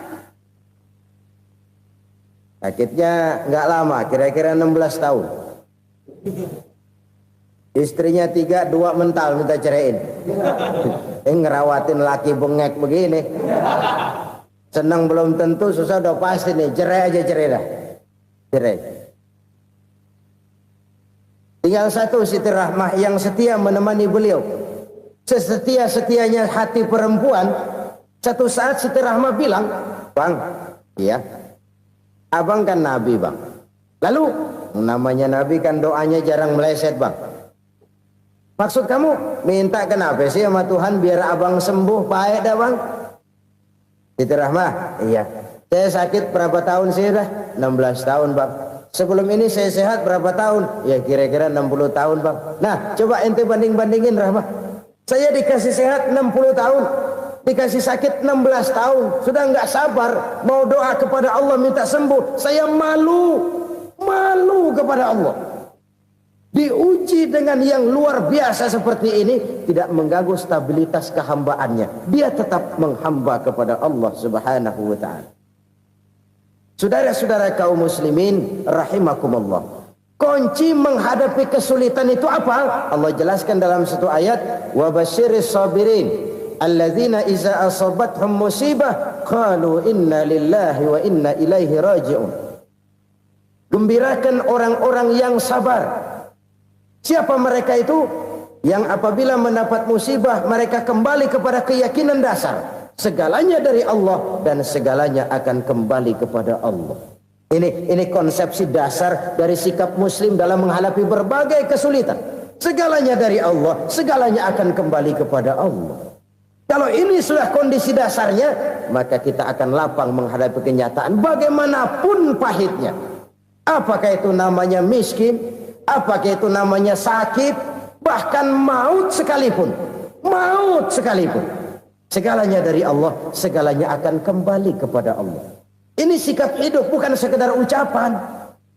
Kita kadang-kadang menjadikannya sebagai ucapan. Mulutnya sih nggak berhenti, innalillahi wa inna ilaihi raji'un, tapi nangisnya terus gerung-gerungan. Bukan itu, ini kesadaran moral. Kalau segalanya dari Allah, segalanya kembali kepada Allah, kan sebenarnya cuma nunggu giliran. Hari ini saya nyembayangin dia, entah hari apa saya disembayangin orang. Hari ini saya antar dia ke kubur, entah hari apa orang nganterin saya ke kubur. Hari ini saya tahlilkan dia, entah nanti kapan orang tahlilkan saya. Segalanya dari Allah, segalanya akan kembali juga kepada Allah. Oleh sebab itu saudara-saudara, kesulitan bukan untuk ditakuti. Kesulitan justru untuk diatasi, dicarikan jalan keluarnya. Dan tidak ada orang yang tidak pernah mendapat kesulitan. Tidak ada. Semakin tinggi status sosial, semakin tinggi kualitas keimanan, semakin besar juga tingkat kesulitan. Hanya saja bagaimana cara kita mengatasinya. Dan Al-Quran menyatakan, inna ma'al usri yusra. Di balik kesulitan itu pasti ada kemudahan. Roda itu berputar. Karena itu Rasulullah sallallahu alaihi wasallam mengingatkan kepada kita, ta'arraf ilallahi fir raha ya'rifka fisyiddah. Ingatlah kepada Allah di waktu kamu senang, supaya Allah ingat kepada kamu di waktu kamu susah.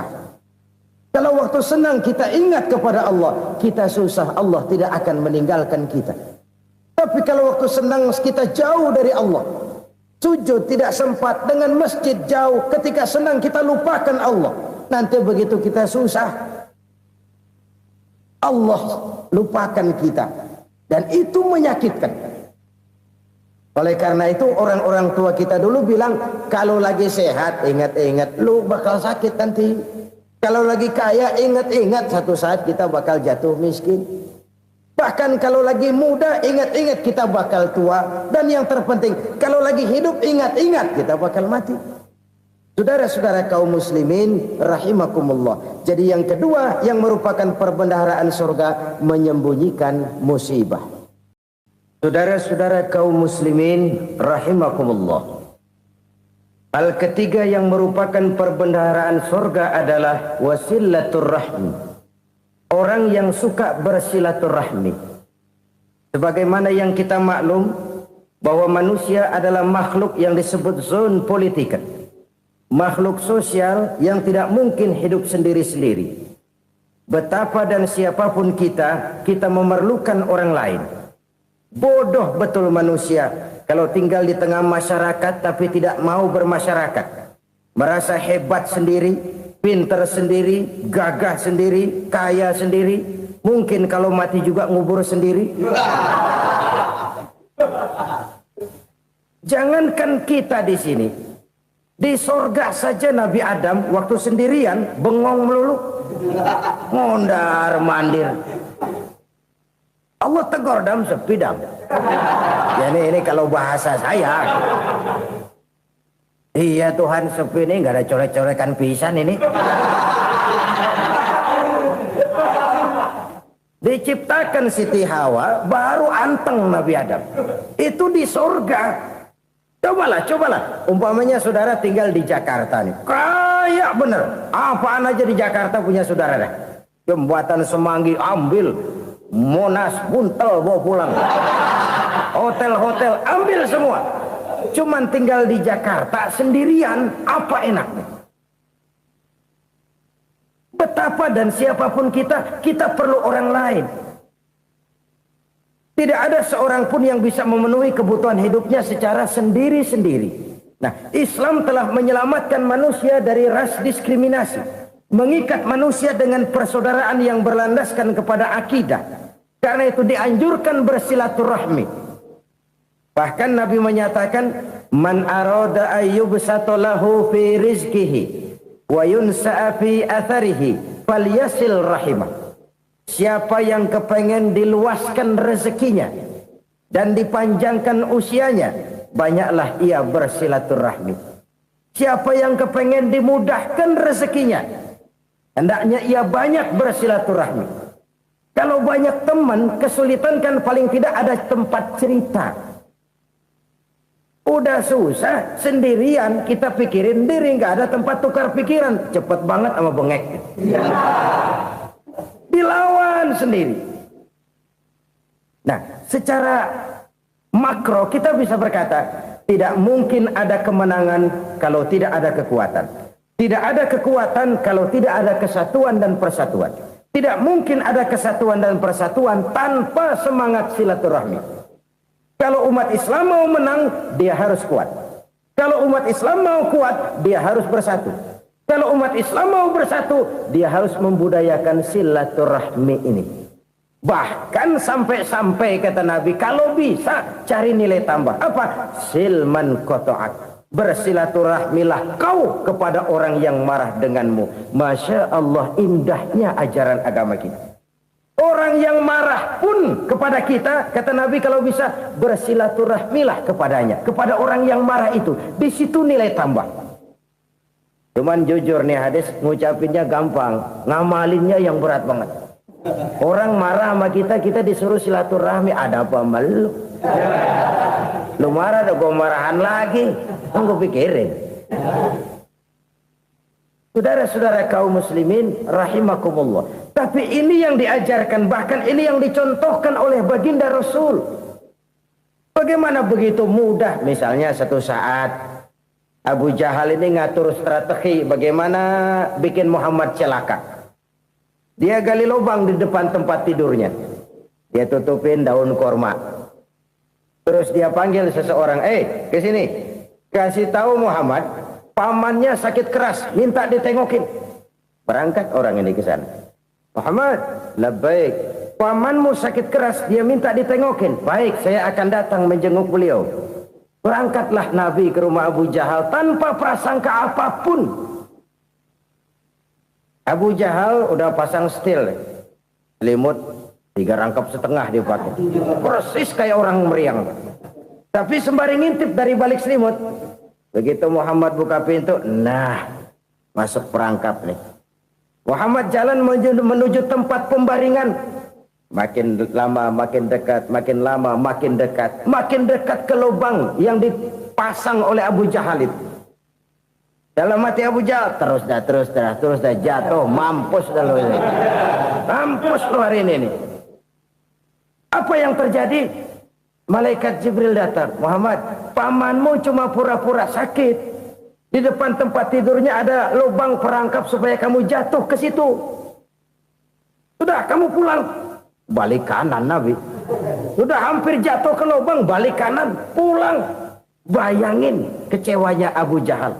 Muhammad dikit lagi, Muhammad dikit lagi. Enggak paman, saya pulang aja. Emosi bangun dari tempat tidur, enggak sadar kalau lagi pura-pura sakit. Lompat ngejar Nabi, dia lupa dengan lubang yang dia gali. Usrak, nyemplung sendiri ke dalam lubang.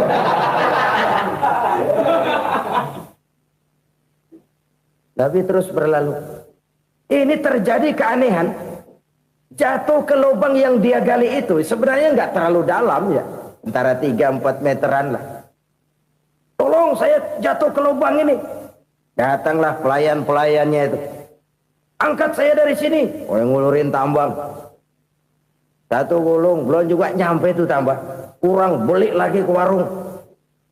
Sambung ulur lagi nggak juga bisa sampai. Wah ini kerjaan Muhammad ini. Tolong siapa salah seorang kamu ke rumah Muhammad, kasih tahu encangnya kecebur. Minta ditolongin. Sampaikan kepada Rasul. Kenapa? Pamanmu jatuh ke lubang, Muhammad minta tolong diangkatin. Tambang udah nyambung-nyambung nggak nyampe juga. Ya nanti saya datang saya tolong. Coba. Nyata-nyata orang berniat jahat mau mencelakakan dia. Datang dia menolong. Ini yang disebut air tuba dibalas air susu ya ini. Bukan sebaliknya. Air tuba dibalas air susu.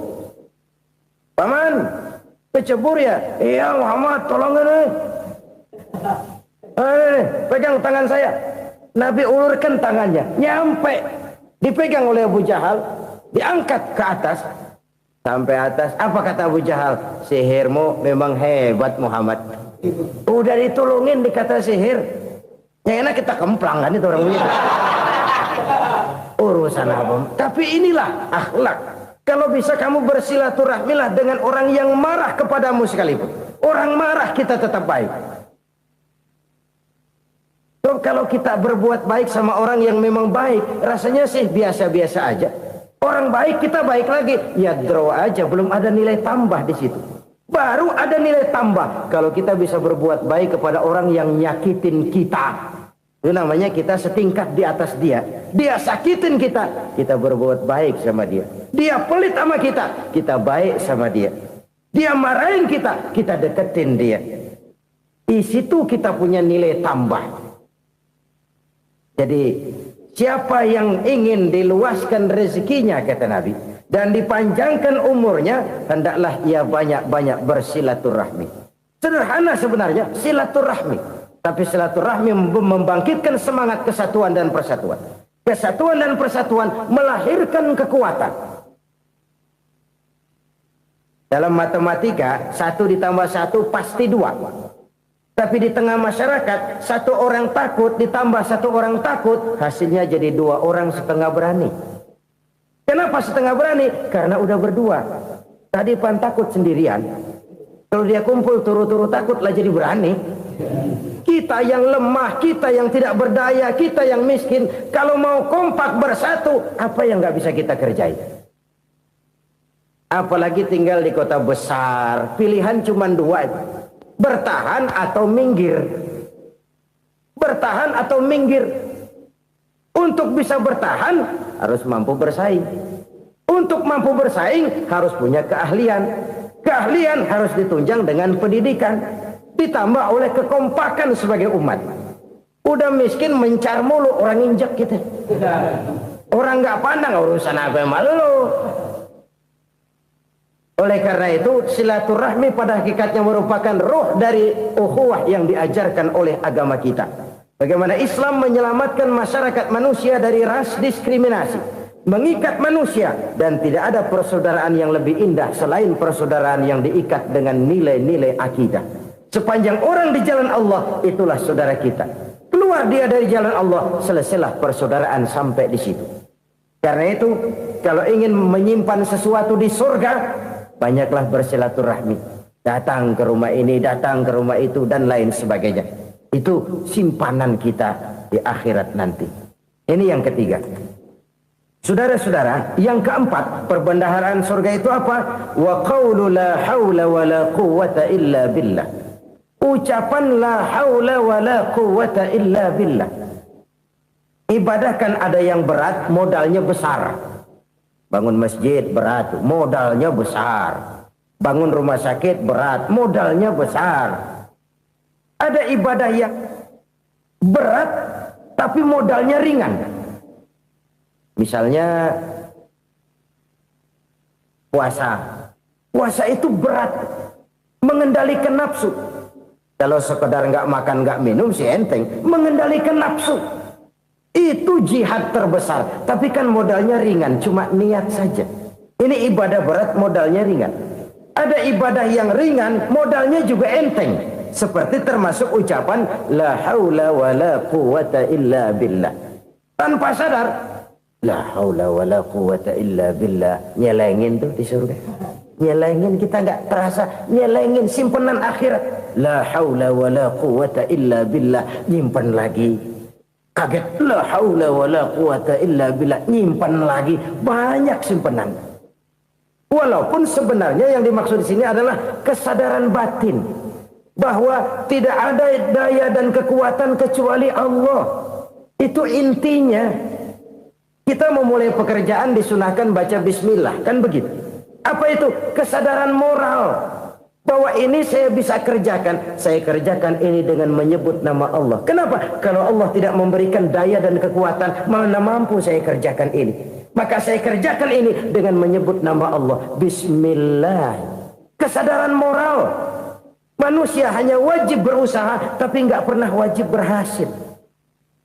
Banyak hal-hal yang kalau kita renungkan secara rasio nggak mungkin, tapi jadi kenyataan. La haula wa la quwwata illa billah. Tidak ada daya dan kekuatan kecuali bagi Allah semata-mata. Kesadaran moral akan kelemahan dan keterbatasan makhluk bernama manusia. Kadang kita kagum dengan otak, tapi kita sering lupa sama yang bikin otak.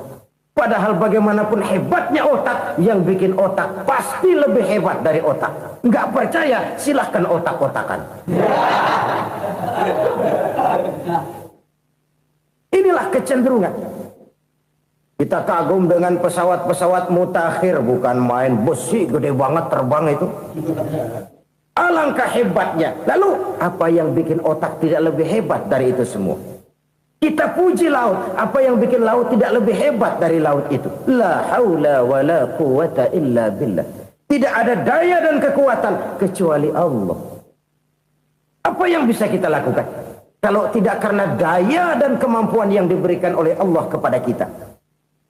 Lahirlah sikap tawadu, rendah hati, tidak melonjak menjadi angkuh dan sombong, sadar akan kelemahan dan keterbatasan diri sebagai makhluk yang diciptakan oleh Allah Subhanahu wa taala. Jadi satu sisi ini ucapan yang berpahala, la haula, jadi wiridan. Pada sisi lain ini kesadaran moral, sikap mental, kesadaran batin bahwa yang punya daya dan kekuatan itu cuma Allah. Kita nggak pantas untuk sombong, sebab sombong itu pakaiannya Allah. Kita nggak sedang pakai pakaian Allah, kegedean. Dan makin kita renungi, makin terbentur. Apa sih yang bisa kita sombongin? Kita mau sombong apa? Kaya, pintar, itu kan semua relatif. Di atas langit masih ada langit lagi. Jadi oleh karenanya, marilah kita menyadari, manusia hanya wajib berusaha, tapi tidak pernah wajib berhasil. Yang berusaha saja tidak wajib berhasil, apalagi yang tidak berusaha. Islam bukan agama orang pemalas yang selesai sholat lalu enggelohom, enggelenggem ayem-ayem. Tapi Islam bukan agama orang sombong yang setelah berusaha lalu tidak memerlukan Allah. Kita bisa saja bikin proyeksi, tahun sekian kita bakal panen besar menurut perhitungan otak. Tapi ada kejadian lain. Apa? Tikus ngambek. Habis itu dimakanin tikus, panen gagal. Proyeksi rasional gagal oleh tikus-tikus yang ngambek itu. Bisa saja terjadi. Tahun depan kita panen besar, urung. Kenapa? Musim panas panjang. Dan sekarang ini koran-koran bikin berita musim mengalami penyelewengan. Bukan cuma manusia yang nyeleweng sekarang. Musim pakai nyeleweng. Mestinya kan musim hujan udah selesai, masih hujan-hujan juga. Musim. Nah sekarang kita boleh bikin proyeksi, kita bakal panen besar. Tahu-tahu musim panas panjang. Sawah retak, air kering. Cari teknokrat yang paling botak, suruh pendekin tuh musim panas. La haula wa la quwata illa billah. Inilah kesadaran moral. Saudara, saya teringat satu saat ada seorang konglomerat. Umurnya ya kira-kira 70-an.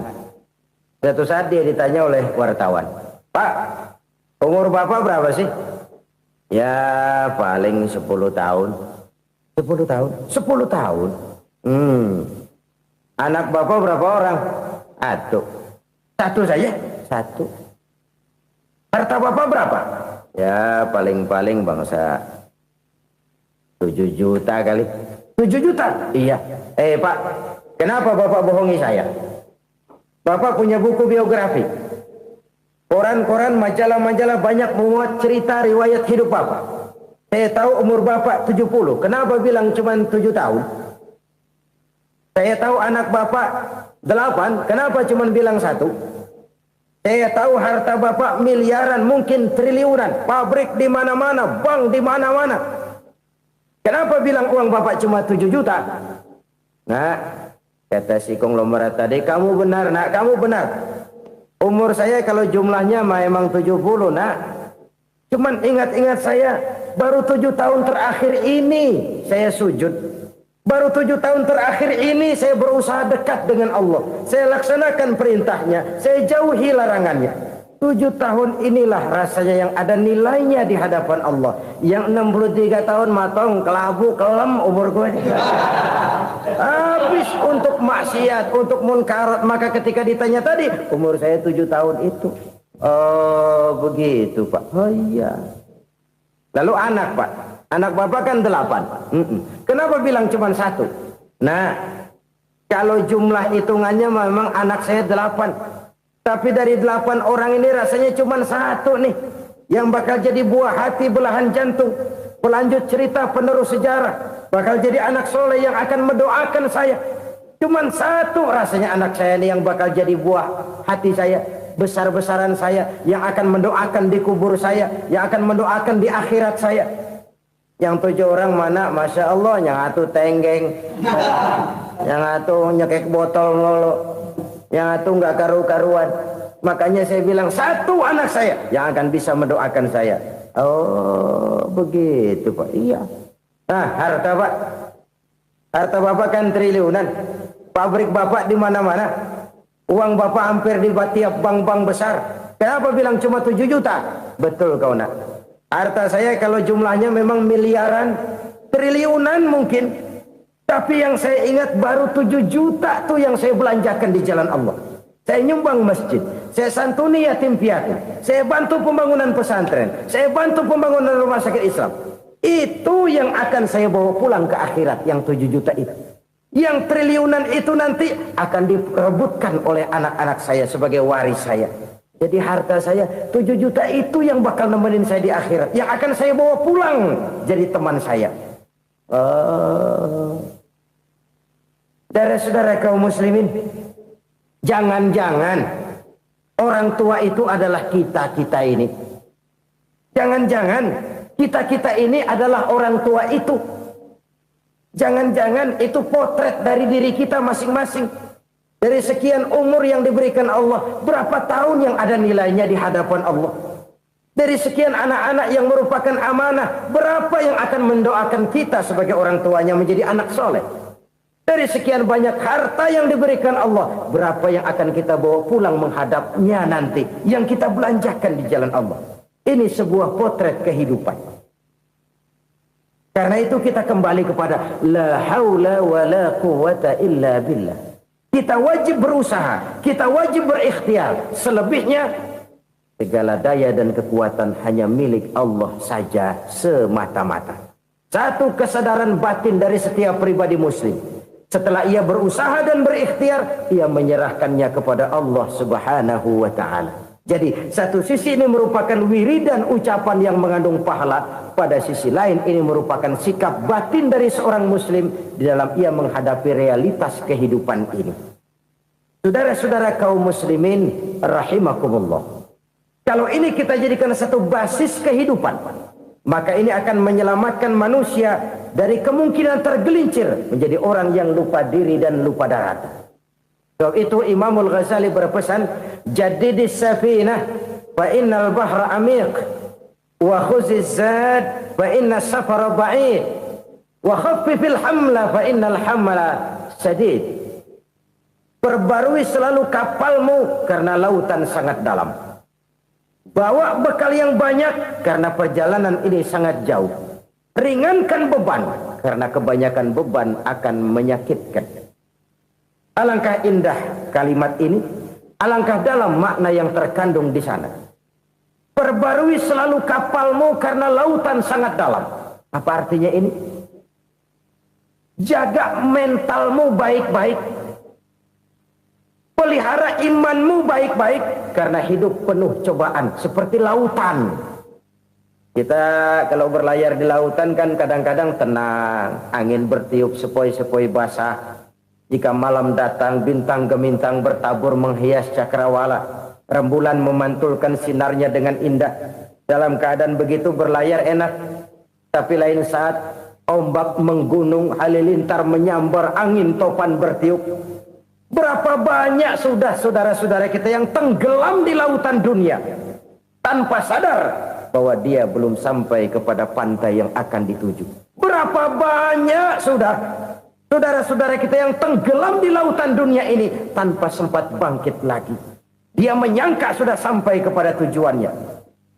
Hati-hati kapal jangan sampai bocor karena lautan sangat dalam. Iman ini jaga baik-baik karena hidup penuh dengan ujian. Wa khuziz zad fa inna safara ba'id. Bawa bekal yang banyak karena perjalanan sangat jauh.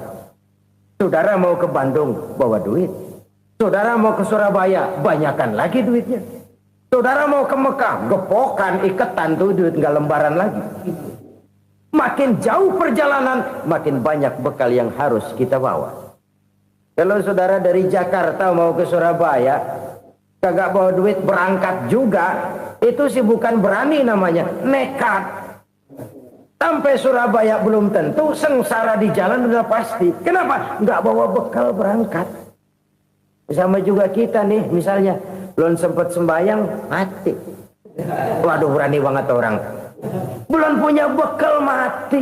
Sengsara di jalan. Atau bekal tidak cukup. Dari Jakarta saudara mau ke Surabaya, bawa duit 500 perak. Paling jauh Cikampek nyampenya itu. Paling jauh itu. Antara jauhnya perjalanan dengan bekal yang saudara bawa tidak seimbang. Hidup ini perjalanan panjang. A walking tour. Dimulai dari alam arwah, sebelum jasad diciptakan, roh diciptakan lebih dulu. Dari situ pindah ke alam rahim, dari alam rahim pindah ke alam dunia, dari alam dunia pindah ke alam barzah, baru menuju akhirat. Satu perjalanan panjang. Kalau bekal tidak bawa, sengsara di jalan. Bawa bekal yang banyak karena perjalanan ini sangat jauh. Wa khaffifil hamla, ringankan beban karena beban itu cuma akan menyulitkan. Kalau bekal itu sih keperluan, tapi beban nggak kita perluin, coba ngeberat-beratin. Apa ini beban? Dosa, kecurangan, kebatilan, kezoliman, ketidakadilan, kesewenang-wenangan. Itu akan jadi beban kita di akhirat. Alangkah celakanya, perjalanan panjang, bekal tidak bawa, beban kelewat banyak, alamat sengsara di jalan. Pahala tidak ada, dosa berlipat ganda. Na'udzubillah, summa na'udzubillah. Kalau kita rangkum nasihat Al-Ghazali dengan kisah si konglomerat tadi, kita akan mengambil kesimpulan. Pertama, bekal terbaik dalam menghadapi gejolak kehidupan ini tidak lain adalah iman. Yang kedua, pahala dan dosa. Dua hal kontroversial. Pahala adalah bekal, dosa adalah beban. Tapi kita sekarang kan tidak begitu terangsang kepada yang abstrak. Orang berlomba mencari yang konkret-konkret saja. Yang real. Kalau memang dosa, benjol dong. Kira-kira begitu. Kira-kira begitu. Persis orang Yahudi dulu. Orang Yahudi itu kan pernah minta kepada Nabi Musa. Ya Musa, lan nu'mina laka hatta narallaha jahrah. Musa, kami nggak bakal mau beriman kepada Allah kalau belum kami lihat Allah ada nongkrong di depan kami. Kalau memang Tuhan ada, taruh dong di depan kami. Mau yang konkret-konkret saja. Kalau memang dosa, benjol dong. Kalau memang pahala, berasa dong. Orang terangsang kepada yang real, yang konkret-konkret saja.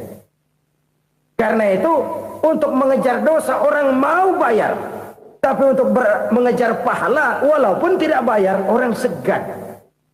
Ini yang dikatakan oleh Nabi, kamu mengharapkan ke surga, tapi kamu berat melaksanakan sesuatu yang bisa membawa kamu ke surga. Kamu ingin jauh dari neraka, tapi tiap saat kamu lakukan perbuatan-perbuatan yang justru menjerumuskan kamu ke neraka. Idda'aitum an-najata minan nar wa ramaitum fiha anfusakum. Kamu ingin selamat dari neraka, tapi kamu lemparkan diri kamu ke neraka. Kamu ingin masuk surga, tapi berat sekali kamu melakukan perbuatan-perbuatan yang bisa menyampaikan kamu di surga. Saudara-saudara kaum muslimin rahimakumullah. Jadi hal keempat yang merupakan perbendaharaan surga adalah la haula wa la quwwata illa billah. Satu sisi ini merupakan ucapan yang memperberat timbangan akhirat. Pada sisi lain ini merupakan sikap hidup seorang muslim. Kesadaran batin yang sangat dalam bahwa tidak ada daya dan kekuatan kecuali Allah. Dan itu kita simbolkan pada saat memulai pekerjaan dengan Bismillah. Dengan menyebut nama Allah. Satu kesadaran moral. Saya hanya bisa melakukan ini karena diberikan daya dan kekuatan oleh Allah. Lahirlah sikap tawadu, rendah hati, tidak melonjak menjadi angkuh dan sombong. Saudara-saudara, sampai sini dulu jumpa kita kali ini. Semoga 4 perbendaharaan surga ini dapat kita lakukan, yang kelak akan merupakan bekal kita di kemudian hari nanti. Amin ya rabbal alamin. Terima kasih atas segala perhatian, mohon maaf atas segala kekurangan. Usikum wa iyaya bitaqwallah. Wassalamu alaikum warahmatullahi wabarakatuh. Waalaikumsalam warahmatullahi wabarakatuh.